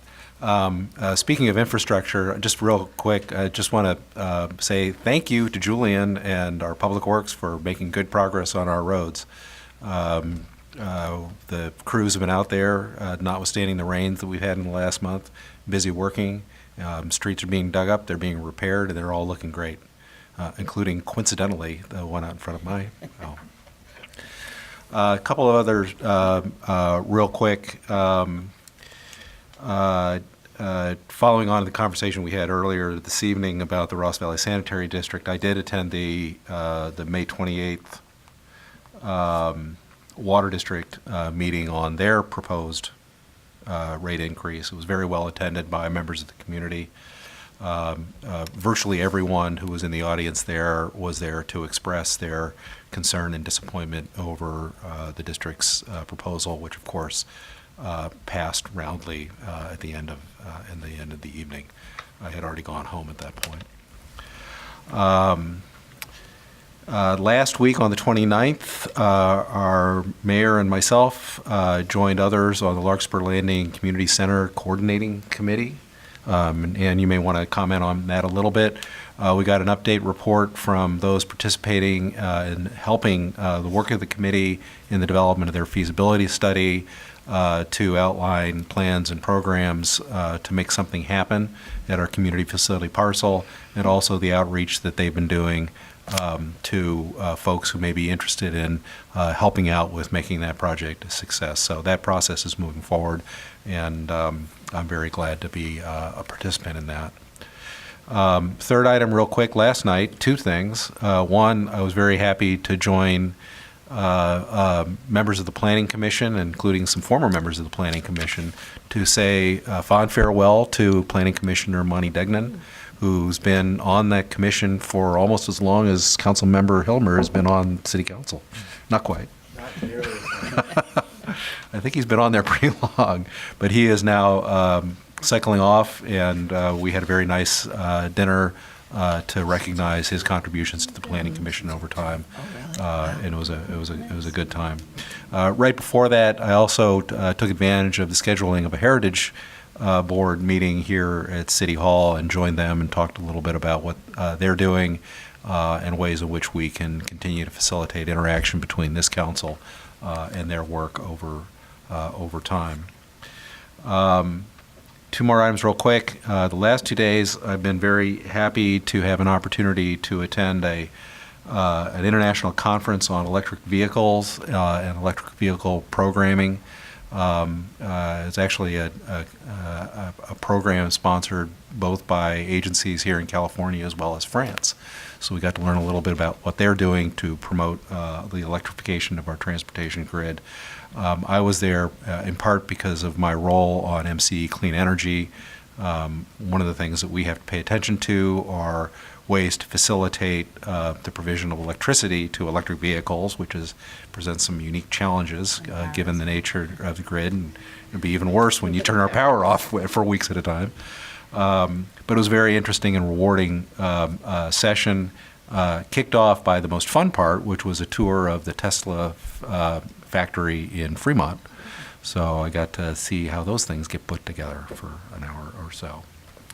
And then finally, I'll just mention tomorrow is the annual Association of Bay Area Governments, ABAG, General Assembly meeting, and I'll be there joining other elected officials from cities and towns here in Marin, over in Oakland for that General Assembly. That's it. Thank you, Kevin. I look forward to the ABAG report. Next council meeting. Anyone? Okay, Dan, Elmer? Just an announcement that 3rd Street in San Rafael is going to be shut down this weekend, the intersection at 3rd Street and Heatherton, because of the construction of the smart rail extension work being done there in anticipation of opening service to Larkspur at the end of the year. So this weekend, avoid 3rd and Heatherton. Good to know. Good to know. Thank you. Thanks for that. And also related to the power shutdown conversation earlier, today we were talking about the complexities of that and keeping transit service up and running as it intersects street intersections where all these different power requirements are going to come into a complex set of conditions. Cell phone towers, too. Yeah. Thank you. Thanks, Dan. I'm the liaison to the MCCMC Legislation Committee, and I just have two bills I want you all to watch closely. That would be AB 1279 and AB 1487. Both bills are about housing development, which, again, taking away local control. But these bills focus on high resource area, meaning quality schools, job opportunities, and just high-income communities. And they really don't care about if these buildings are built near a transportation hub. They just want the buildings built. So let's watch those bills. League of California is opposing both bills. So I asked Joan Lazarus to come. She is a resident of the Mobile Park residents, Mobile Park, that held a meeting with the new park owners. There's over 100 people that attended that meeting. Dennis Rodini and I attended together. As we all know and have been informed, the new owners raised the rent $75 per month for the next 5 years. There's also flood problems in that area that is not being fixed. 45% of that residents, as Joan mentioned, are on fixed income. I asked the residents, with this rent increase, how many need to move? Over 50% will have to move from the park, and that is a low-income area for Larkspur. So it's something I want to just keep discussing and keep us all informed, and we'll just see how it goes down the road. Dennis contribute? Dennis listened as much as I did. Okay. Yeah. Chamber of Commerce, the change of leadership, which is good. It's exciting. There's a lot more energy happening on the chamber. Board members are going to put a lot more hours into improving and getting the word out and bringing in new members. They're going to add more events, and we're going to have the Larkspur Wine Stroll, which I hope everyone goes to.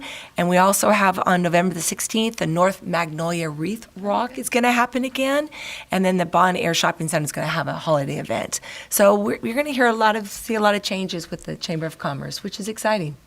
So that's all I have to share. All right, I will go ahead and close that and open the public hearing. 7.1 Fiscal Year 2019-20 Capital Improvement Program and Budget. We have a staff report. Good evening, Mayor Morrison, members of council, members of the public. My name is Julian Skinner. I'm the Public Works Director for the City of Larkspur. So the first part of your budget hearing tonight is consideration of the Capital Improvement Program for fiscal year 1920. So we were before you on May 15th of this year. We did a capital improvement program workshop and received feedback from the public and the council on that presentation. Based on the feedback that evening, we've taken the next step, which is the detailed drill down in all of the projects. And so what you have in your packets tonight is consistent with the overview that was presented on the 15th. It's the detail year-by-year financing projected for all of these projects. It doesn't make a great presentation because it's a lot of detailed numbers, so we haven't updated the presentation. We do have the same PowerPoint that was presented at the May 15th meeting, which is consistent with the packet you have tonight. You just have a lot more detailed information in it, and we're available for any questions that you may have and available to run through that PowerPoint presentation again if anybody would like a refresher, members of the public.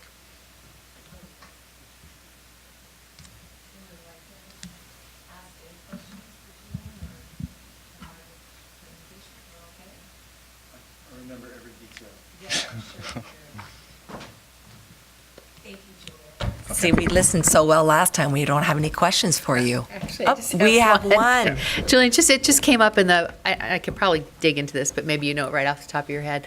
It came up in the Park and Recreation joint meeting we had about the volleyball court and whether, in the second part of the volleyball court is going to be redone.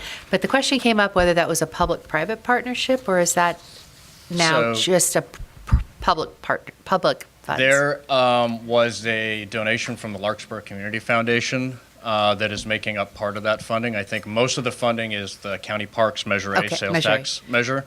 But there is, I want to say, $1,202 or something in that range, which is included in that project that was a donation from the Larkspur Community Foundation. Court A had some donation from USF, if I remember right. That was before my time. No? Okay. They provided labor. Oh, okay. All right. Well, that's clears it. Okay. Yeah. I thought they had provided a donation of cash, but never mind. I think there were some other donations, but they were all pretty modest in terms of finances. But they did come and help do some of the yeah. So one dynamic that's changed since we're talking about the volleyball courts is several came online now at the College of Marin, so the use of the volleyball courts has changed a lot. It's not open to the public, right? I don't know the answer to that, but I know it's meant there's a lot of folks using those courts who aren't trying to use ours anymore. Okay, all right. Council members, I apologize. Any other questions? Nope. Okay, open the public. I see none. I'll bring it back to the council. We need a motion for Resolution 3519. I'd like to move adoption of Resolution 3519. Second. All right, all in favor? Aye. Aye. Anyone opposed? I see none. It passes. Thank you. Thanks, Julian. Yes, Julian, thank you, as always. All right, 7.1B, adoption of the fiscal year 1920 budget. May we have staff report, please? One moment, because I chose not to spare you and am going to use a PowerPoint as my crutch here and do a brief presentation. Administrative Services Director Kathy Orm's going to join me up here so that we can answer any questions for you after the presentation. I see it's coming up now, and the little gadget over there will probably make its way to me, and then I'll...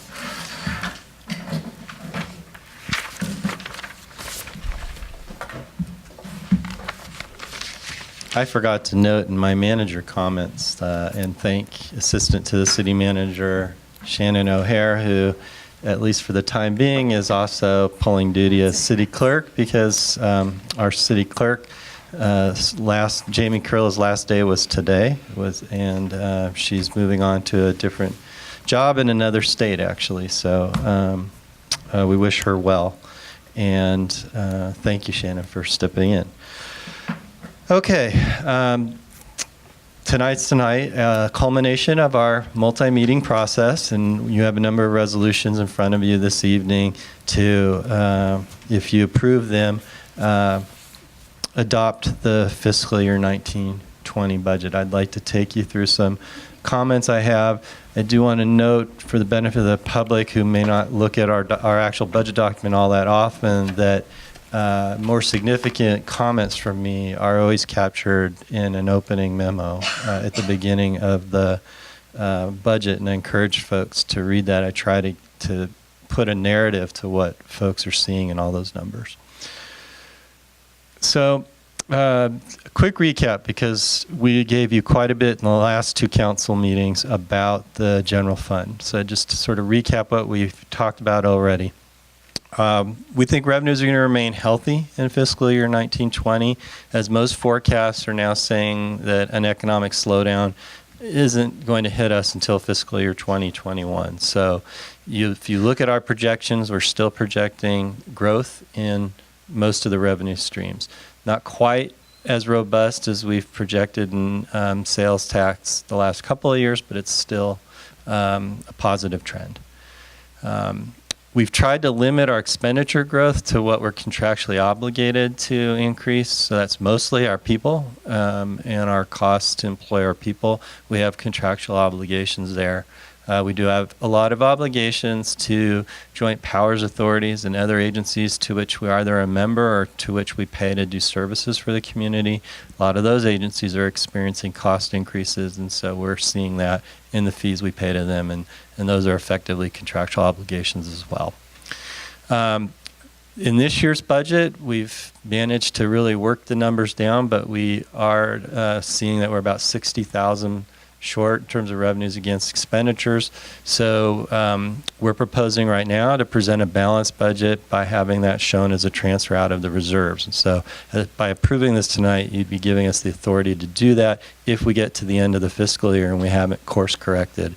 As you know, in the last several years, we've had similar concerns in this sort of modest margin of a deficit, and we've managed to correct that through each of the year. I feel very confident we will manage to find $60,000 through the year. As you know, we're experiencing quite a bit of turnover and vacancy, so I think that alone will lead into some of this until we can fill some of those positions. So, but nonetheless, it is there, and we are seeking your approval to have that authority if needed. Hard to read up on the screen. You have this in front of you. This is a summation of what's actually in the budget book, all the broad categories. This slide shows all the revenues. As I said, we're projecting growth across nearly every category other than our other revenue category. And remind me, what's the reason the other revenue went down? That's the EAH ground lease. That's right. So you'll recall we talked about that previously, that one category where we're not going to see growth, and that relates to the fact that we have a lease for the property on which EAH built and manages affordable housing. So we won't see the same revenue there, Craig. More detailed here, this is the expenditure side of the equation, and we've gone through this quite a bit with you. We've done department by department breakdowns, so folks who are catching our budget talk for the first time, I encourage them to go online and watch the more thorough examination of these various departments and expenditures. We're certainly prepared to answer any questions you may still have about expenditures in the general fund. The dominant cost in the general fund is our people. And all the associated costs of employing folks. Department heads have done an excellent job of holding other costs, the ones that are within their control, to be as flat as possible going into the next fiscal year. Here's the same presentation of data that you'll find in the budget book in a pie chart format.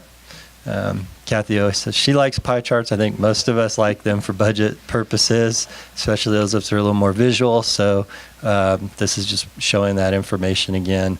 This is the revenue side, and for better or for worse, we are a property tax town. So that's our big revenue source.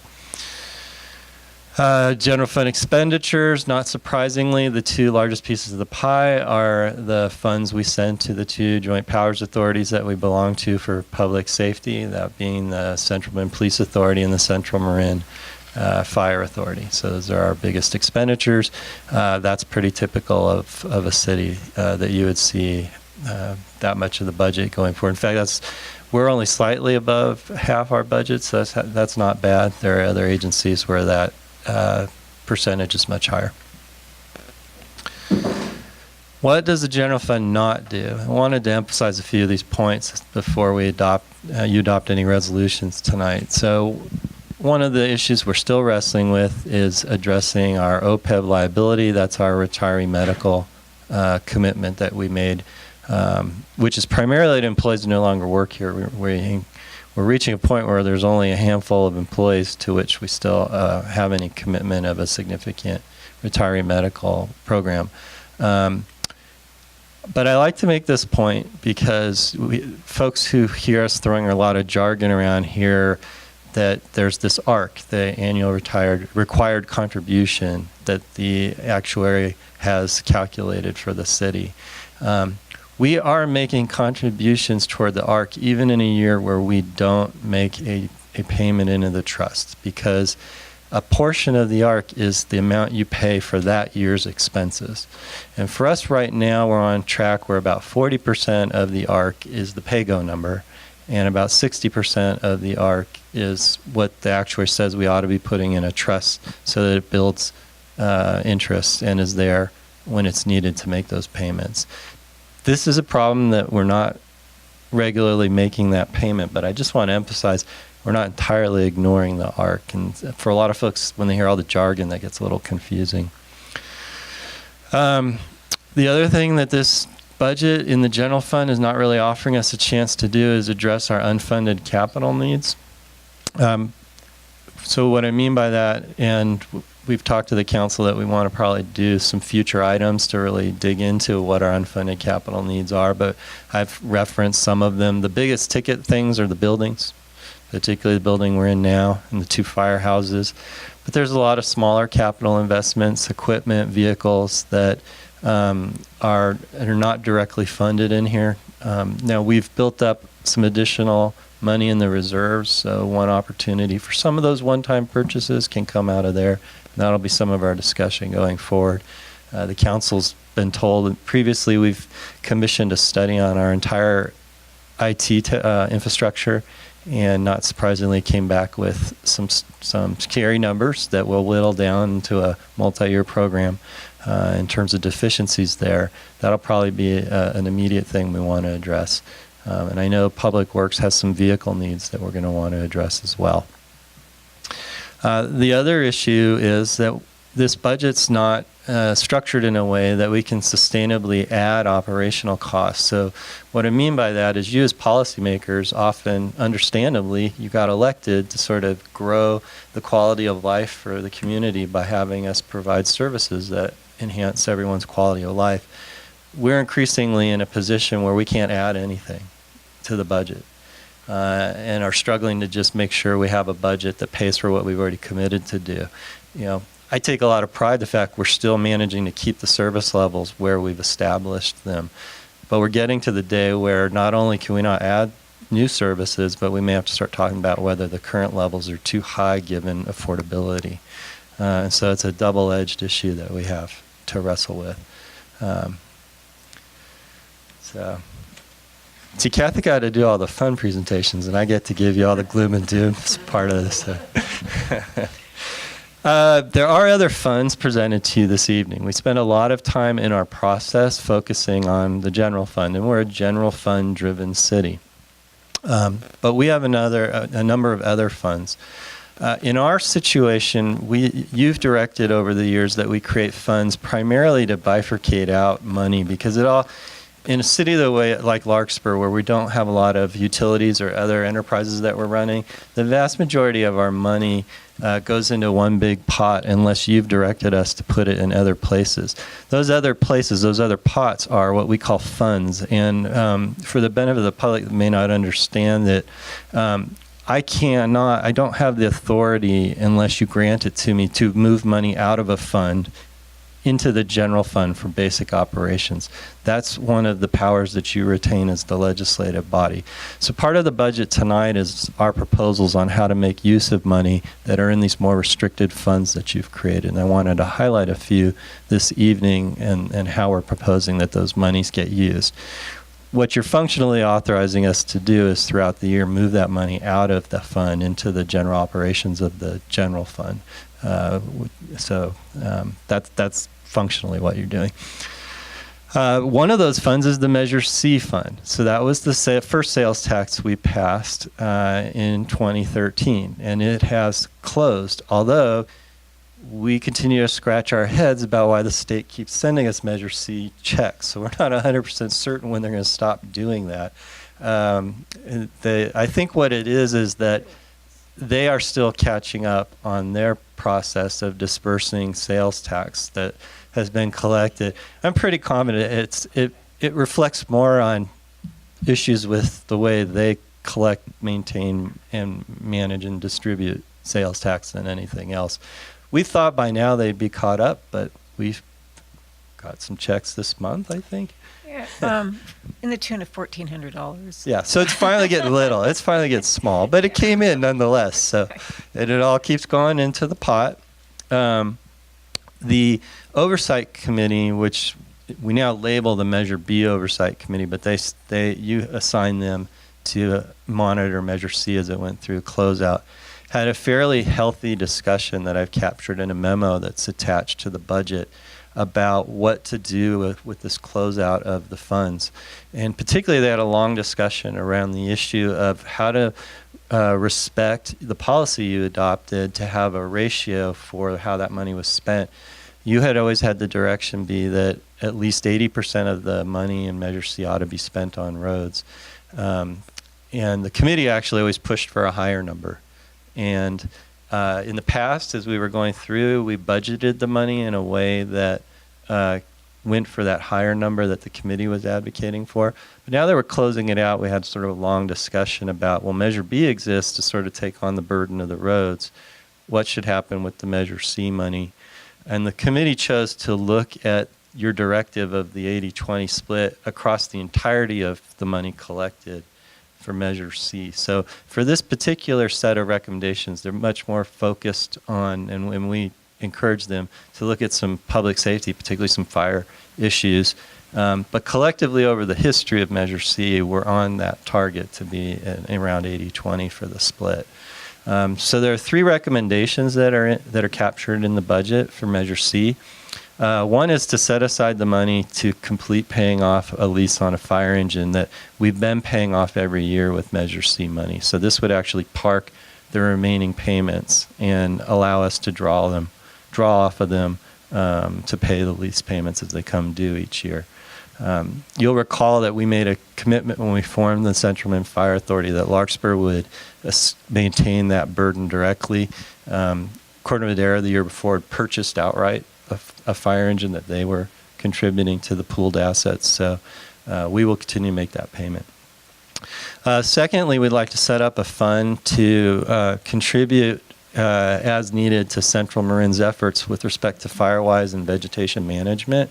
You heard Councilmember Way refer to Todd Lando and his operation. He's a contractor to Central Marin Fire that's doing a lot in the area of vegetation management along with the fire marshal, Reuben Martin. And we think that a contribution of roughly $50,000 a year is what will be asked of Larkspur for the next several years for those two gentlemen's time and effort.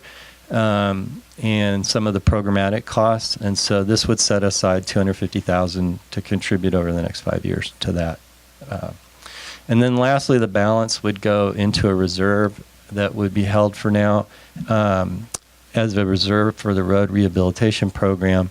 The committee was particularly concerned that we hold that reserve until the Measure B process of getting the roads all up to 70 or higher on the PCI on the index. Then we might, you as a council may want to revisit what to do with the balance of that reserve. But as the committee knows, because we've talked ad nauseum with them about it, we want to make sure that the Measure B program has sufficient funding that if there's any blips in the economy, we won't have to hit the general fund to cope with the debt service in Measure B. So that's a primary purpose of this reserve. So I can't find it in here. What is the current amount of the Measure C funds that are still in the budget? It's probably in the it's in the memo, so that's pretty far back in the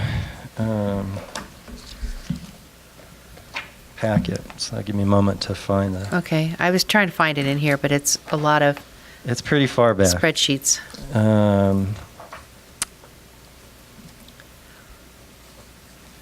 No, it's page 100 and something.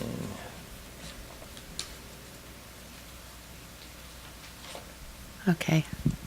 I'll keep looking for it. Need a timeout here. Yeah, Find the sorry. memo. I'm just trying to see what number, 103, page 103? Okay. Sorry, Dan, to catch on that one, but I didn't see this until it got up on the dais. Yeah, so we anticipated that after we've paid out all the remaining Measure C road rehabilitation fund costs, we'll have roughly $1.2 million. 1.2, okay.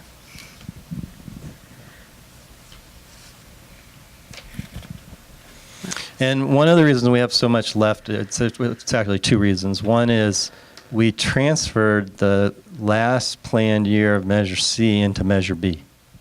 So that freed up some capacity that otherwise was programmed for Measure C to spend.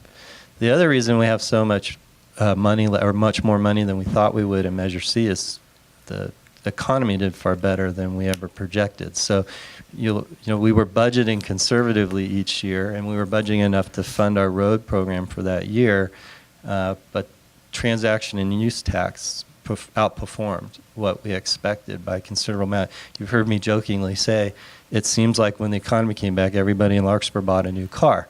And we get revenue every time somebody buys a new car from these special transaction and use taxes. So, or sorry, they're not a special tax. These transaction and use taxes. So we had a very healthy performance in this. So Dan, can I ask a further thing about that 1.2? I know this year we have a CAL FIRE grant for Central Marin for vegetation management, and there's a plan, it's close to $1 million grant for that, but that's a one-time grant at this point. So the 1.2 million that you're proposing, the 50,000, which for set aside for contribution for vegetation management and firewise, 250 over 5 years, right? I'm anticipating it'll be roughly 5 years Right. worth of commitment. So that's for this go-round, and I'm balancing that with the CAL FIRE grant that's going to help with that. You really don't want to commingle that. Okay, so help me straighten that out. We made a commitment as an agency to ensure there's funding present to pay Mr. Lando's actual costs. Okay, so this is for the personnel costs. It's mostly that. Okay. It's also that both Mr. Landau and the fire marshal, Reuben Martin, incur some costs when they go out and do their educating. And so part of the money is to be available for those costs as well. The grant is for much broader activities that Central Marin's going to take on. It sort of strikes me that in the next budget cycle, we're going to have to really ramp that vegetation management dollar amount up a lot higher than that. But that's Well, fine. I want to draw a big distinction because that term's so broad. Okay. Right? So there's education and outreach, Right, which which they're is doing what now. Mr. Landa specializes in.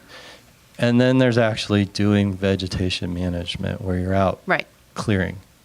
And yes, we'll need to spend a lot more money on that secondary cost. I'm not sure on the pure education component that I anticipate that the Firewise folks are going to come back and say, we don't have enough manpower to do Right. that commitment. I understand that. It's just that they're on the same line there, so it's best. It's nice to have it explained in that way you just did, because I think we're going to have to examine that in the next cycle as we go forward. So, but it's clarified for me. Thank you. Yeah. I also, just a reminder, there's a whole countywide discussion going Right. on about how to fund vegetation management and what should be done collectively versus by each agency. Right. So, But there are other cities that are putting aside $300,000 just for their own city vegetation management. So, I mean, we're going to be experiencing differences across the county that way. yes. Okay. Thanks for finding that for me.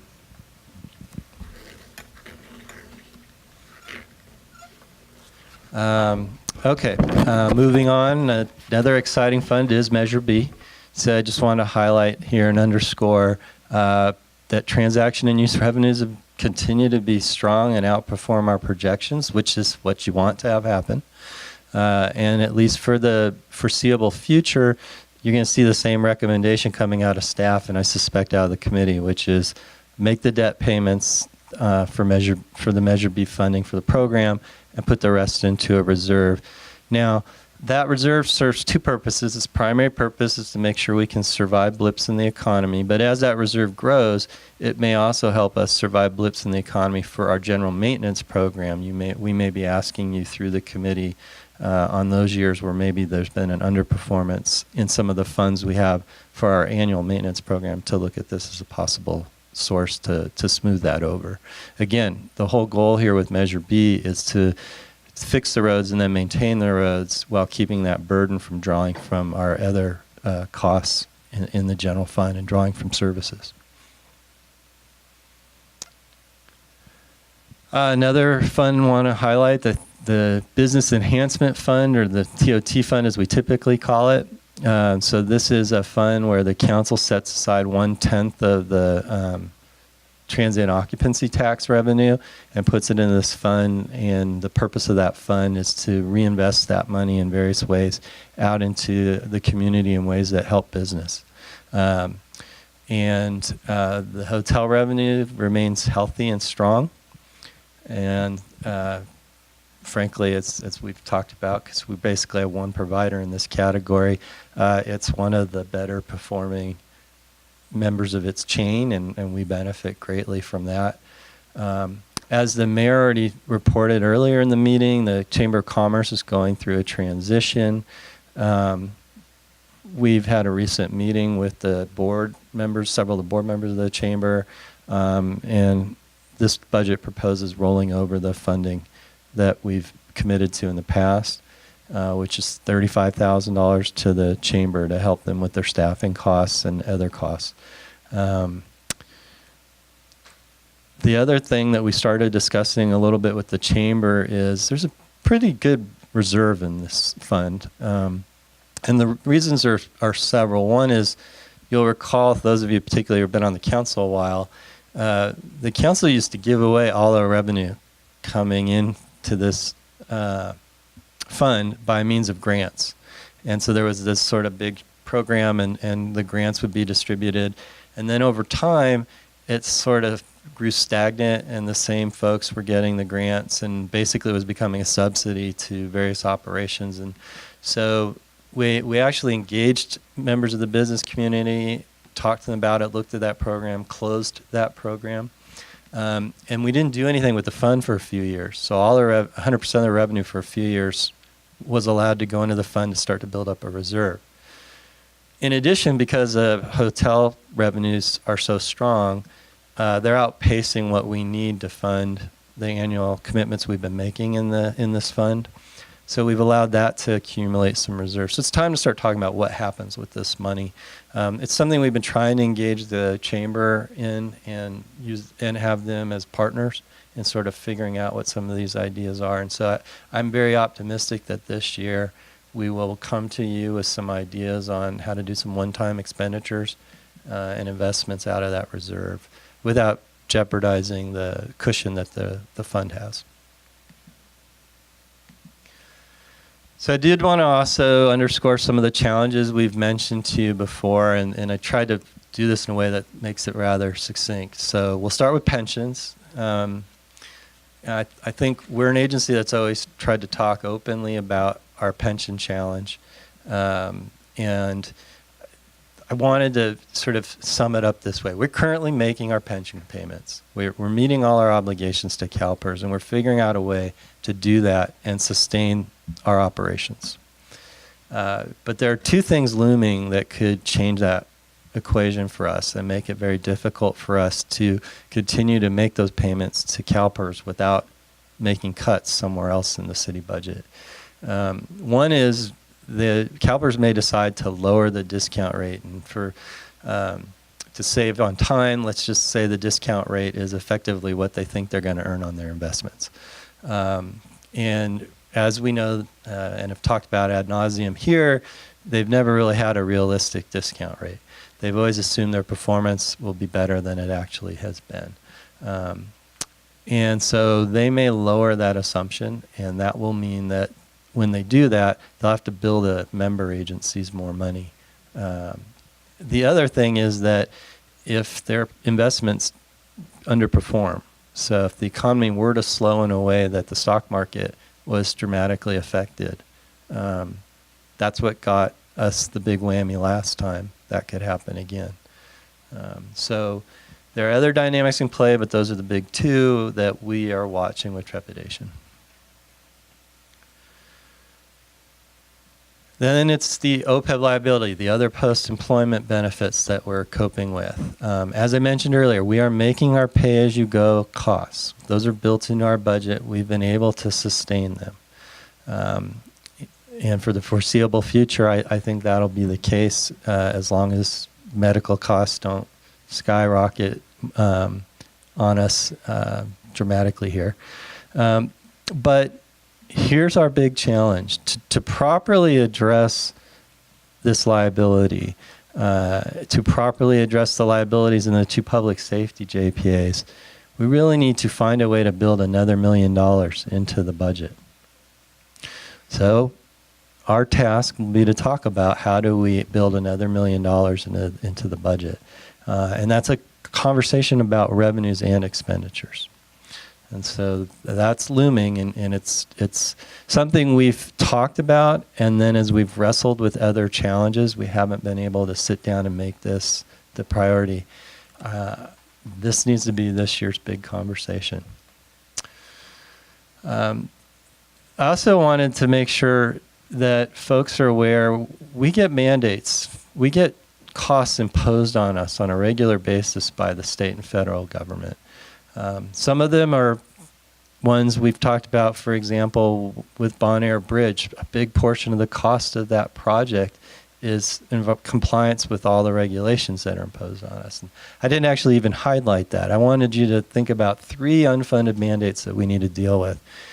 We've talked before, but we have looming storm drain improvements that are going to be imposed upon us by regulations relating to keeping less debris out of our waterways.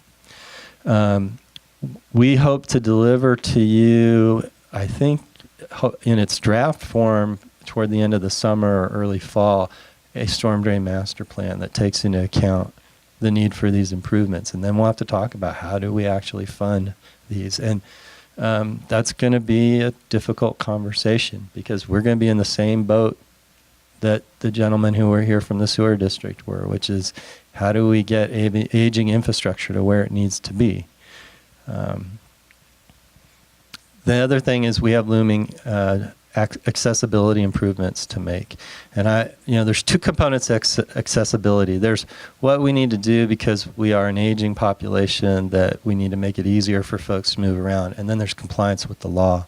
And we have to do some things. We're going to be compelled here to meet some legal obligations under the ADA, and they're going to be both initially expensive for us to do and maintain, and they're going to change some of the look and feel and character of areas of town, and we need to be prepared for that. And that'll be a conversation you'll hear a lot about this year as we bring some of those plans to you. And I put a question mark, but if the legislature has its way, they are shifting the dynamic of the conversation about who actually has to be responsible for the production of housing. And there are folks in Sacramento that want to impose financial burdens or costs or penalties on municipalities for the failure to have affordable housing constructed. They're not going to give us the tools, I think, to actually get housing built, but they're going to penalize us if it's not built. That's a big conundrum for a community like Larkspur, where we're fairly, if not effectively, built out, and we don't have any tools to incentivize that type of development. So that scares me a lot, that some mandate's going to come down that hits our budget pretty hard that we won't get a say in. And as the council knows, and those members of the public have been monitoring this, that issue's been effectively parked for the current legislative session, but this is, we have 2-year legislature, and the second year, it's all going to come back for another debate. So those are looming and something we're monitoring quite closely. And then our tasks, which I talk about in more detail in my memo. I think we need to build some plans, and this will involve engagement with the community, which is one, to create that capacity we need in the general fund, that $1 million that we need to find. The other plan we need to put in place is prioritize our unfunded infrastructure and determine which projects, if any, are going to be done in the next 5 years, and then we need to engage folks in the ways that we can fund that. And then we've told you before, and we've highlighted in other presentations, that we do have a labor agreement here with our miscellaneous employees in the city looming for negotiation. It expires at the end of this year. And we're in a very difficult position that I want to make sure the community knows about, which is it's easy to pay lip service to the idea that we'll just tell the employees this is all we can afford and we can't pay any more and you can't have a raise. And I hear understandably from taxpayers that should be the message. But I also want to make sure the community is aware that all the agencies in Marin, I talked to them a lot about this issue, and all the ones I'm involved with managing, either this one directly or some of the ones I manage indirectly, are really struggling with recruitment and retention. Because Marin is expensive. It's expensive to be here whether you commute here every day or whether you live in Marin. And so we can't go into the labor negotiations and expect that we're going to solve problems on the back of our labor contracts. What I can say, and one of my messages to our employees consistently, is it's a partnership. You have to be as invested as management and as the council is in balancing all the interests of the people of Larkspur. My message to the community, to sum it up, is one of those investments are the people that make the city work, and we've got to have a happy medium there. So it's going to be a difficult conversation, both internally with the employees and externally with the public. But I just want folks to know we're not going to solve all these bigger picture ticket items on that issue of labor negotiation, but we will be good stewards as we have always been. So now I turn it back to you. Thank you for tolerating my long presentation and commentary. I'm available. Those members of staff that are here are available to give you any information you need. Dan, thank you for being so detailed. Truly appreciate it. Council members, do we have any questions for Dan? I asked mine during the... Okay. Anyone else? Ideas on where we can get $1 million. Well, as I said, it's going to be both expenditures and revenues, and we have to talk fairly and openly about both sides of those about the equation. There are revenue streams that some of our other neighbors enjoy that we've never explored here in Larkspur. And so I think we put those all out on the table and we talk about the pros and cons of them. I think the most obvious one that has to be talked about is an operations tax or assessment for the library. We are the only independent library in the county that didn't do that and hasn't had a significant portion of that budget offset by a dedicated tax. I am editorializing a little bit now, but we pay a burden for that. And it's a burden we've paid gladly in the past, but maybe we need to revisit that.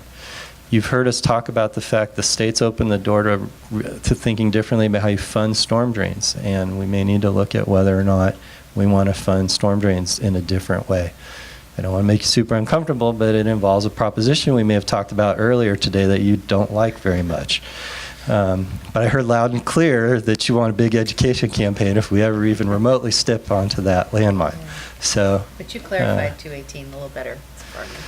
well, I didn't even touch the surface. It's actually very complicated legislation. So, Hey, Dan, how about our paper streets? So the mayor's asked that before the end of the year we have a session to go through an inventory of all the property that we own and whether or not we want to look at getting rid of any of the property. I think the mayor's bringing up paper streets because we actually do have a number of paper streets. And so these are streets that were drawn onto paper when the city was mapped out, but have never been built on, probably never will have a street on them. May have easements, so we have to look carefully at that. Some of them have been fenced in by folks who didn't realize they were paper streets. Don't buy them. So, Don't buy them. so there's a lot of issues around that, but we'll look at that entire inventory with you and see if that's an opportunity. And then the other thing is we have to talk about our service levels openly and honestly, and we have to ask questions about, can we afford to do this anymore, and what's the expectation of the public? One of the challenges when you run an agency like a city is that oftentimes we set our service priorities to respond to a very modest number of the residents. And one of the challenges that we'll have to try to tackle this year is a conversation about what's the expectation of the whole community around some of these service levels. And what type of service? Just give us an example. Well, I don't want to pick on the library, but that is one to talk about. Are we running the library in a way that is what the public expects? I don't know that I have a total answer for that question. We may have to look into the fire agency, and we may have to look into the police agency and ask them to ask questions within those agencies about whether or not the service levels are where they need to be, or where they have to be. Sorry, that's right, where it has to be. I know those chiefs will come in and passionately tell you that they're under where they have to be. But as folks know, who've listened to me talk over the years, there's a huge difference between what we're legally required to do for police and fire and what we do. And it goes back to the question of quality of life. And so I don't touch on these topics lightly, and this isn't the forum because it needs to be a very lengthy. Of course, I just needed to hear. But I just want to let folks know examples. those are the types of tough conversations we have to start having if we're going to crack this. Okay. Thank you. And part of it is, what do people expect in Larkspur, and what can they live with? And we have to find ways to get more of the community to articulate the answer to those questions to us. I think fire probably has a much greater element of public safety because of what they do. But, the mayor and city manager can tell you that a large portion of our police goes towards, as Deanne has mentioned, quality of life things because they don't have anything to do with crime. It's a lot of times in calls for service where somebody just doesn't like what their neighbor's doing. And there's a lot of that. There's a lot of that. Absolutely. Well, and one of the questions that I'm going to get in trouble with Representative Labor for bringing this up now, but we will have to talk about it, is there's probably things we do with sworn personnel that could be done by non-sworn personnel. And we have to have that conversation. So. No. Thank you thank you.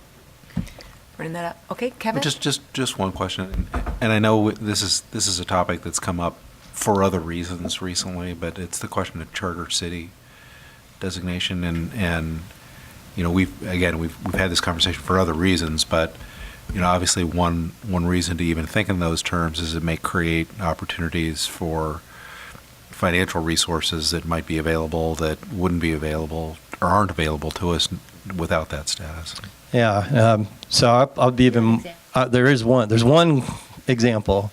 There's been a movement by some cities to become charter cities for the sole purpose of enacting a different property transfer tax rate.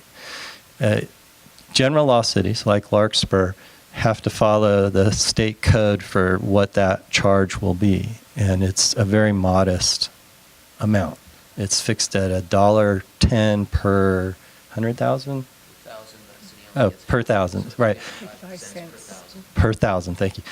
So when a property transfers hands, this gets charged to the buyer as a tax. We get 55 cents. The county gets 55 cents. If you go to Oakland, San Francisco, the bigger cities, these numbers are much higher. They're getting 10, 11, 12. I think Oakland's up to $15 or $16. Yeah, they actually, Berkeley and Oakland are up to 17 or 18. Yeah. So, you know, that there are cities that have gone to the voters just to have this tool in the toolbox, and they've actually said, we're a charter city, but we're going to do everything else like we're a general law city. We won't touch any other rules, but we want to touch that one. And that's got to be on the table too, as one of many tools we might put out there. So. And I'd encourage it, because I don't think we've ever had a real robust conversation about that change in status, and it would be helpful to me certainly to know what opportunities it creates. And you know, what we could probably do when we have that conversation is just talk about what's that lost revenue possibility, or what's that uncaptured opportunity. We can look at that. You know, and then we may have to get into some discussions about how we charge for what we do. You know, recreation, we try to do cost recovery in recreation, but we don't fully cost recover. And I've told the council before, you can't, a lot of cities will say they're doing it, but I've never seen a city that's truly full cost recovery in recreation. But our ratio could be higher if we wanted it to be. That's a policy decision for you, or a financial one. It has implications, though, because then you're charging more for the programming in recreation. So.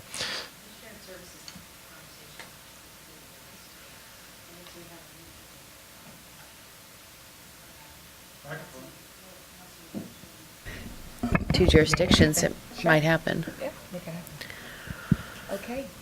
All tough topics. Yes, anyone else? I'm going to open it to the public. See nobody. Turn it back to the council. We need to have a motion to adopt resolution number 3619, investment policy of the city of Larkspur. We have a motion, or? So we have to go through all of these, right? We do. Right. So move. Okay, second? Second. All in favor? Aye. Anyone opposed? I see none.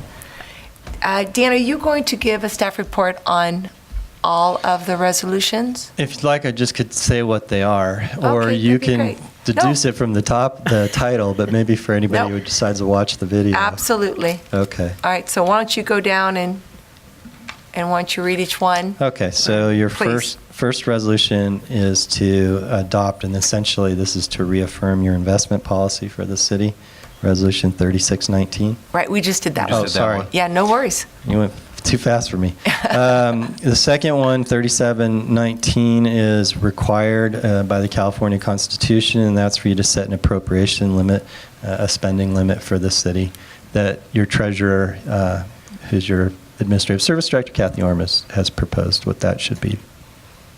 Okay. I'd like to move adoption of resolution number 3719. May I have Second. Great. All in favor? Aye. Anyone opposed? I see none.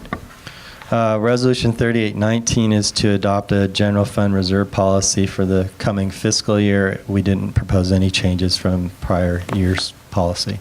Although I will say in that whole conversation that we need to have, we might have to talk about whether we want to adjust our reserve requirements, because those we've imposed on ourselves. Okay, great. Thank you. May I have a motion? I move the adoption of resolution number 3819. May I have a second? I'll second. All in favor? Aye. Aye. Anyone oppose? See none. The next resolution, 3919, which was inadvertently left out of the packet online, is on your dais. It's essentially establishing or reaffirming the authorized positions list and assigning salary ranges. The table does two things. It captures all the staffing changes we've discussed with you over the last several meetings, and then it adopts the salary rates that we're contractually obligated to put into effect in the new fiscal year. So this is a necessary action to comply with CalPERS requirements. Is there any questions on this one? All right, I see none. May I have a motion? Move to approve Resolution 3919. And a second? I'll second it. All in favor? Aye. Aye. Anyone oppose? I see none. And then the final action, which is to adopt a resolution that would adopt the budget as it's been presented to you. And I would like to move adoption of resolution number 4019, adopting the budget. And Second. Great. All in favor? Aye. Aye. Anyone oppose? I see none. All right. Well, thank you. So the Going- budget is effectively adopted in all its Yes. components. Nice job, Dan. Nice job, staff. Thank you. I will close public hearing, and we'll move on to 8 business items. 8.1, Resolution 3319, Adoption of Parks Entrance Sign Design as City Standard. We have a staff report. Hello, Rita. Hello. Awfully nice to see you. So Rita, is this the first time you've presented to the council? It is. So this is a momentous occasion. Yes, So this it is. Rita's first presentation. Yeah, we're all ears. Okay. Thank you, Mayor Morrison, council members, and anyone in the general public that might be listening. I think Tom wants Oh, you. I'm sorry. I often have to think it out of that. Okay, is this okay? It's up to you. Just make sure he can hear you. Okay. So we are here to talk about our parks and entrance sign project.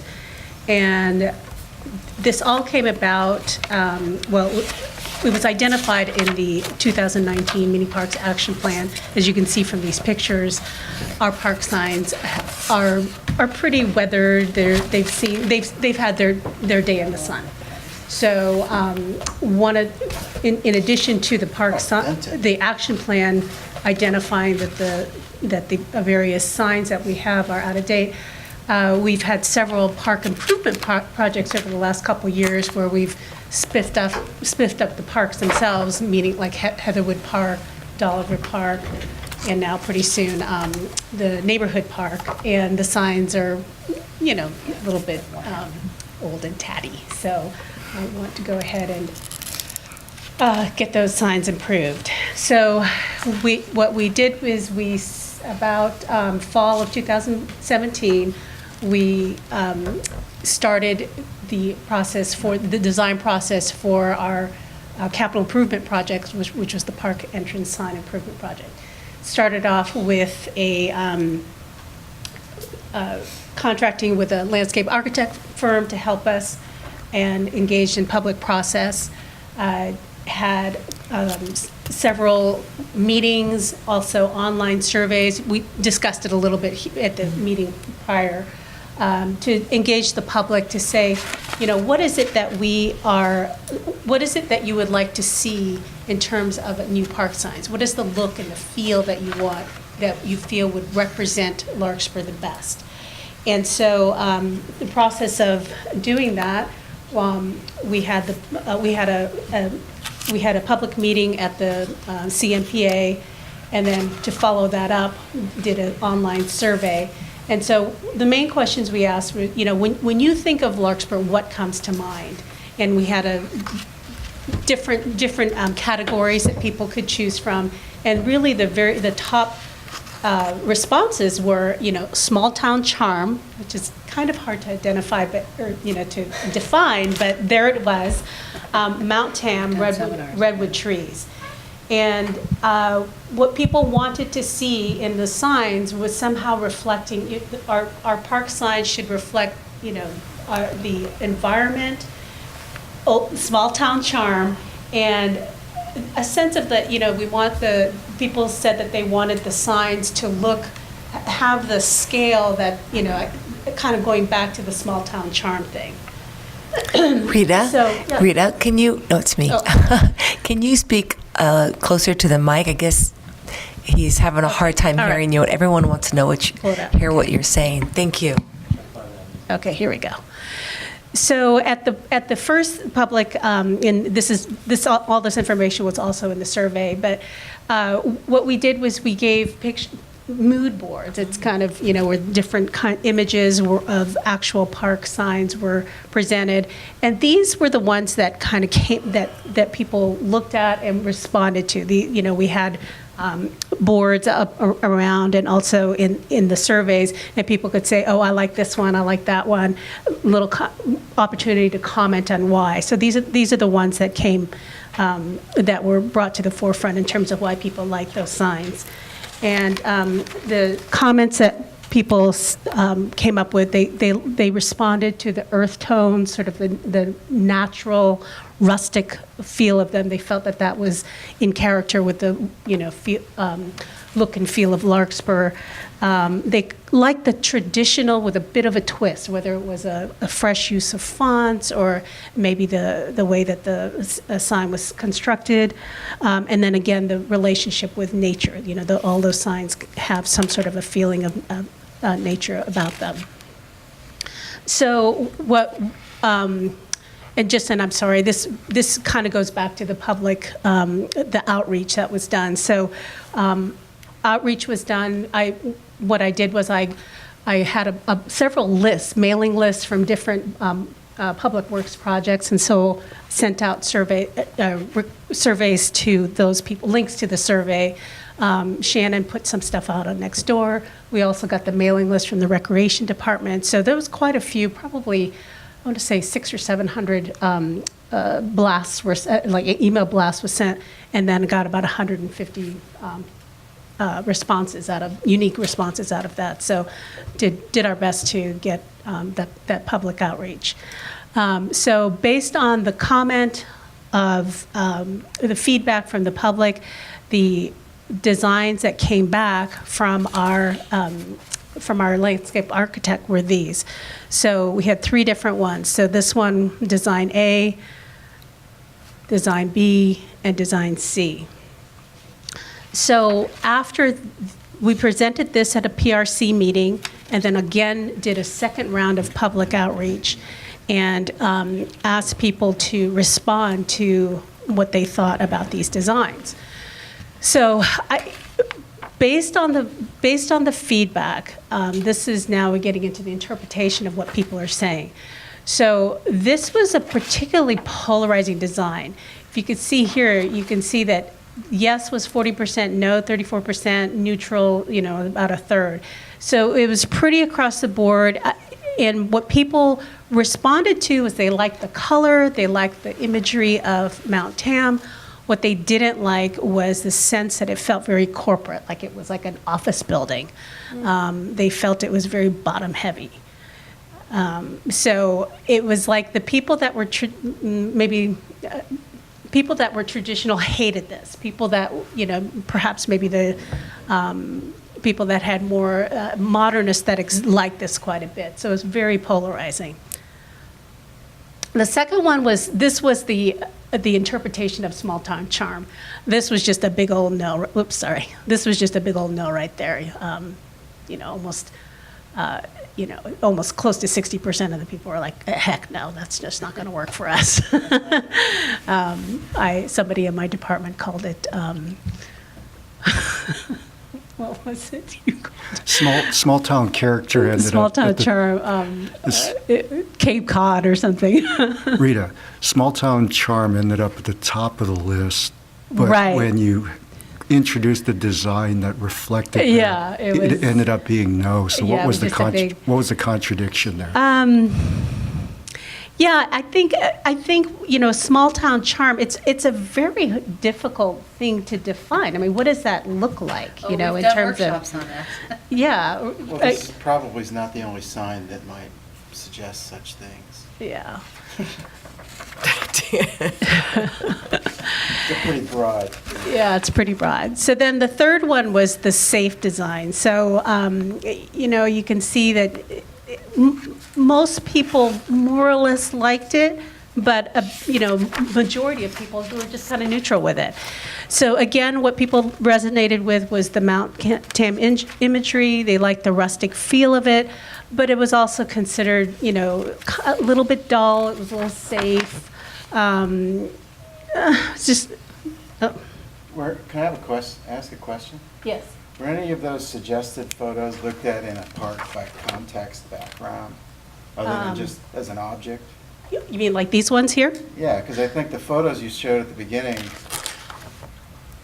They were not. They were made just sense because they had a context. right. These are hard to judge as objects because without the context, they have a different meaning to me. No, they weren't. They were just presented just as you see them. Yeah. Okay, so the last question that was in the survey was, are we on the right track? Didn't want this to be just like, here's your choices, pick one.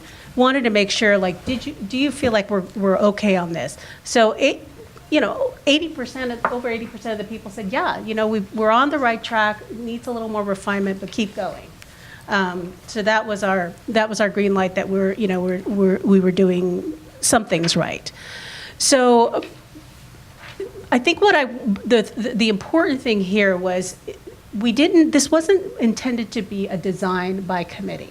This was intended to be, we get feedback from the public, and then based on that feedback, interpreting really, these are intangible emotional reactions intangible emotional reactions into a tangible design. And so the idea here was to take the feedback, give direction to the architectural team to develop a concept that we felt, represented Larkspur. So the things that came, the directive that we got from the feedback was, people want to see Mount Tam somehow in the imagery. They want contrasting colors, legibility. That was a lot of the comments that came through. The small town character, how do we get that in there? I think it had to do with the scale. That was very important. That first polarizing design, people really responded heavily to, this doesn't feel like Larkspur. It's a nice design, but it doesn't feel like Larkspur. So the scale was important. And then just, the fresh use of fonts at kind of the traditional with a twist. So based on that directive, this is the final design that we are presenting tonight. So to go back to some of these things, the wood frame provides that rustic feel. Here's the imagery of Mount Tam, and the proposed material here is it's a corten steel, which means that it kind of has a rusty look to it, even though it's not rusted. It's just it's a aesthetic. The sign itself would be a powder coated steel, which makes would be sort of a glossy finish, so you get that nice contrast. The color would still be.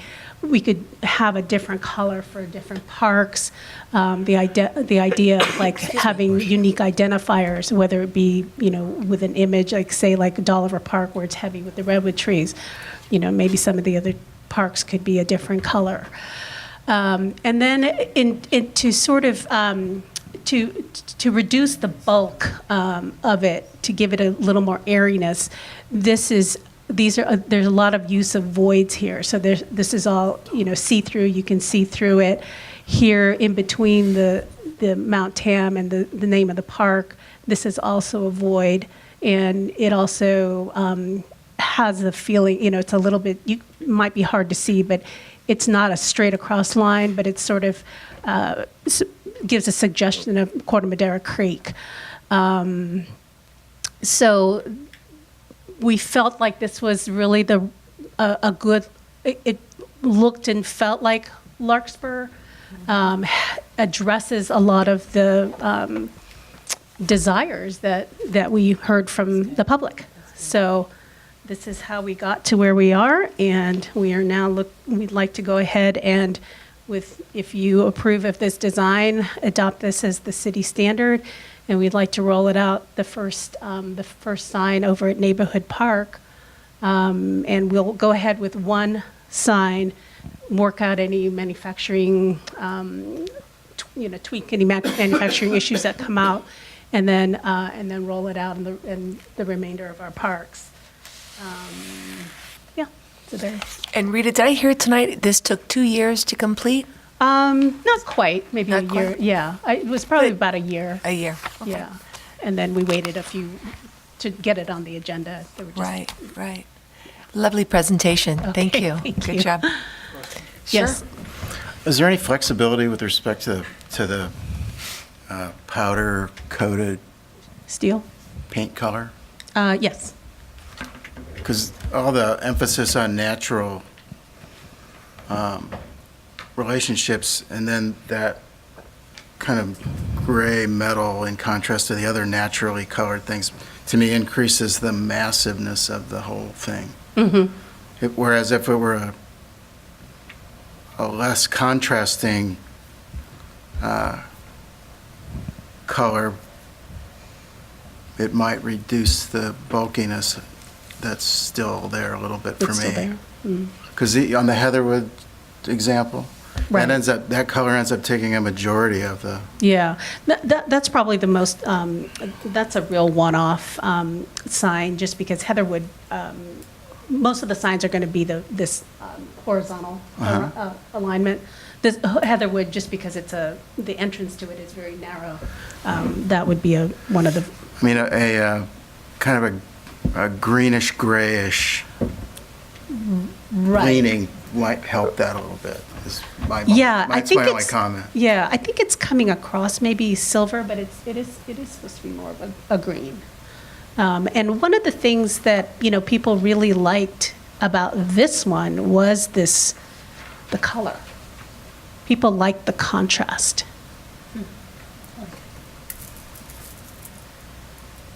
I think it's a great process you've outlined, and I'm really Okay. I like it. Thank you. impressed by it. Catherine? I like the final one, and the process has been interesting. My only question is those silhouette cutouts. You have a tree, and you have some pine cones. Yeah. Do we have a template for which ones we're going to use, or is it going to be? I know it says sort of unique features of that park, Right. But are we kind of making that open, or do we have a policy as to what we're going to make as a unique feature?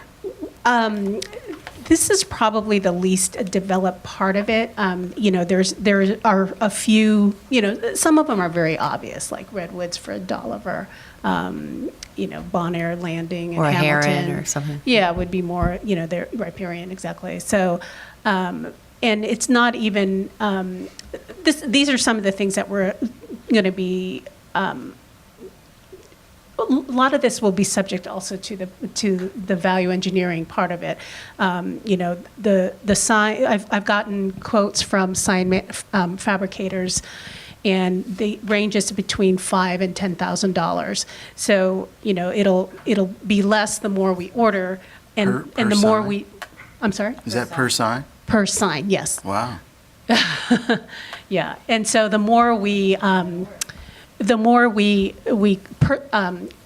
customize each one, it'll increase the cost. So I think that's one of the elements that is up for discussion. We may instead make the identifier be, going back to your question about the powder coated steel, maybe the color can be differentiate between the different parks. Everything else be What was- uniform. Were there original cost targets? No, not in the beginning. We just wanted to, It might be helpful to tell the council the expected lifetime of a sign. would be about 20 years. Okay, so it's Yeah. $5,000 for a 20-year cost. It's not for a sign that's going to deteriorate 1 year. Yeah. When you put it in that perspective, absolutely. When you compare the life of that versus like a total wood sign, how would you compare those? 4 times Well, as long, or- it would be much more durable, just because, the material, the inherent characteristics of the material. So we might end up replacing a wood sign 4 times during the life cycle of Yeah, this, for example. I mean, yes. Well, Centennial Park's been up for 11 years now, and you can see the wear Yeah. and tear on it. I like them. Okay, any other questions? I think it looks great. All right, may I have a motion then? So moved. Okay, wait. Resolution 30, I'm sorry, I have to open up to the public. Sky, I just assumed because there's no public out there, but I just learned something tonight. I still need to ask. Okay. I see no one out in the public, but I'm going to bring it back to the council, and I'd like to have a motion for Resolution 3319, adoption of park entrance sign design as city standard. May I have a motion for that resolution? Move to approve Resolution 3319. All right, may I have a second? Second. All right, all in favor? Aye. Aye. Anyone opposed? I see none. Great job. Rita, Nice thank job. you very much. This is exciting. They look good. So the first one's going to go into the Neighborhood. neighborhood park. Fantastic. All right. We hope to see you again and again with presentations. Thank you. Thanks for all the work on that. Yeah. Yeah, the Park and Rec Commissioners also recognized you for that, and Julian. Yeah, the first 149 responses was probably from 140 people, right? I responded online. I did the online survey. Okay, we need to move on now to 8.2. Consider making appointments to the Planning Commission and Library Board. This is always difficult for all council members because we have 4 applicants for the positions, and every applicant is definitely capable of doing an incredible job. But so the names we say tonight, they're all. We all are going to have a hard time making this decision. I'm going to start with the Planning Commission. We had 2 applicants. We had Rich Storick and Brock Wagstaff. Do I have any? We had 2 before. And 2 before. James Holmes. James Holmes. And then, let me look it up real quick. I apologize, everybody. I'll get that, because I asked Jamie for this, because I didn't remember. We're waiting for one more name. Yeah, I'll find it in just a second. Thank you so much. I didn't see it in the report. Here, it's, this is what Jamie said today. Randy Collins, James. And Randy Collins. Yeah, Randy Collins. Yep, thank you And so Lauren much. Berry, or did she retract her? I believe it's, I'm going to put it in, I think it was Lauren. and Lauren Berry. So we have 5 individuals that applied for the Planning Commission. Council members, do you want to recommend anyone? Would like to nominate Brock Wagstaff. I'd like to second that. Okay. Kevin? All right. So all in favor for Brock Starrick? Aye. Aye. Brock Wagstaff. Brock Wagstaff. I'm so sorry. That would be the best choice. Oh, my gosh, I'm so sorry, Brock. Oh, Brock, we've been here since 5. I'm sorry, everybody. All right, so Brock Wagstaff is now going to sit on the Planning Commission. So thank you for that. For the Library Board, we have 2 open seats, and one is going to continue. Jonathan. So Yeah, Jonathan's going getting to late. continue Can't on the remember library board. names. So we have 1 seat open, and the 2 that applied would be Lee Estes and Armel Fetterman. May I have a council recommendation for, For the seat other than that,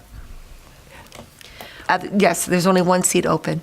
because are we going to move on You- Jonathan? Jonathan Shambrom. Yeah, Jonathan Chambro. He would like to continue sitting on the, do you need action on that? You should reaffirm Okay. his appointment. I'll reaffirm Jonathan Chamberlain's appointment. Great. All right, may I have a second?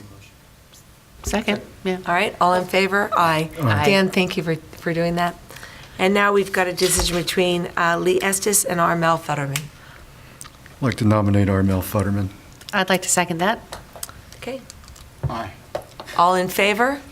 Aye. Aye. All right, great. That wasn't too painful. But everyone else, thank you for applying, and other positions will come up, and we hope you continue trying. So thank you.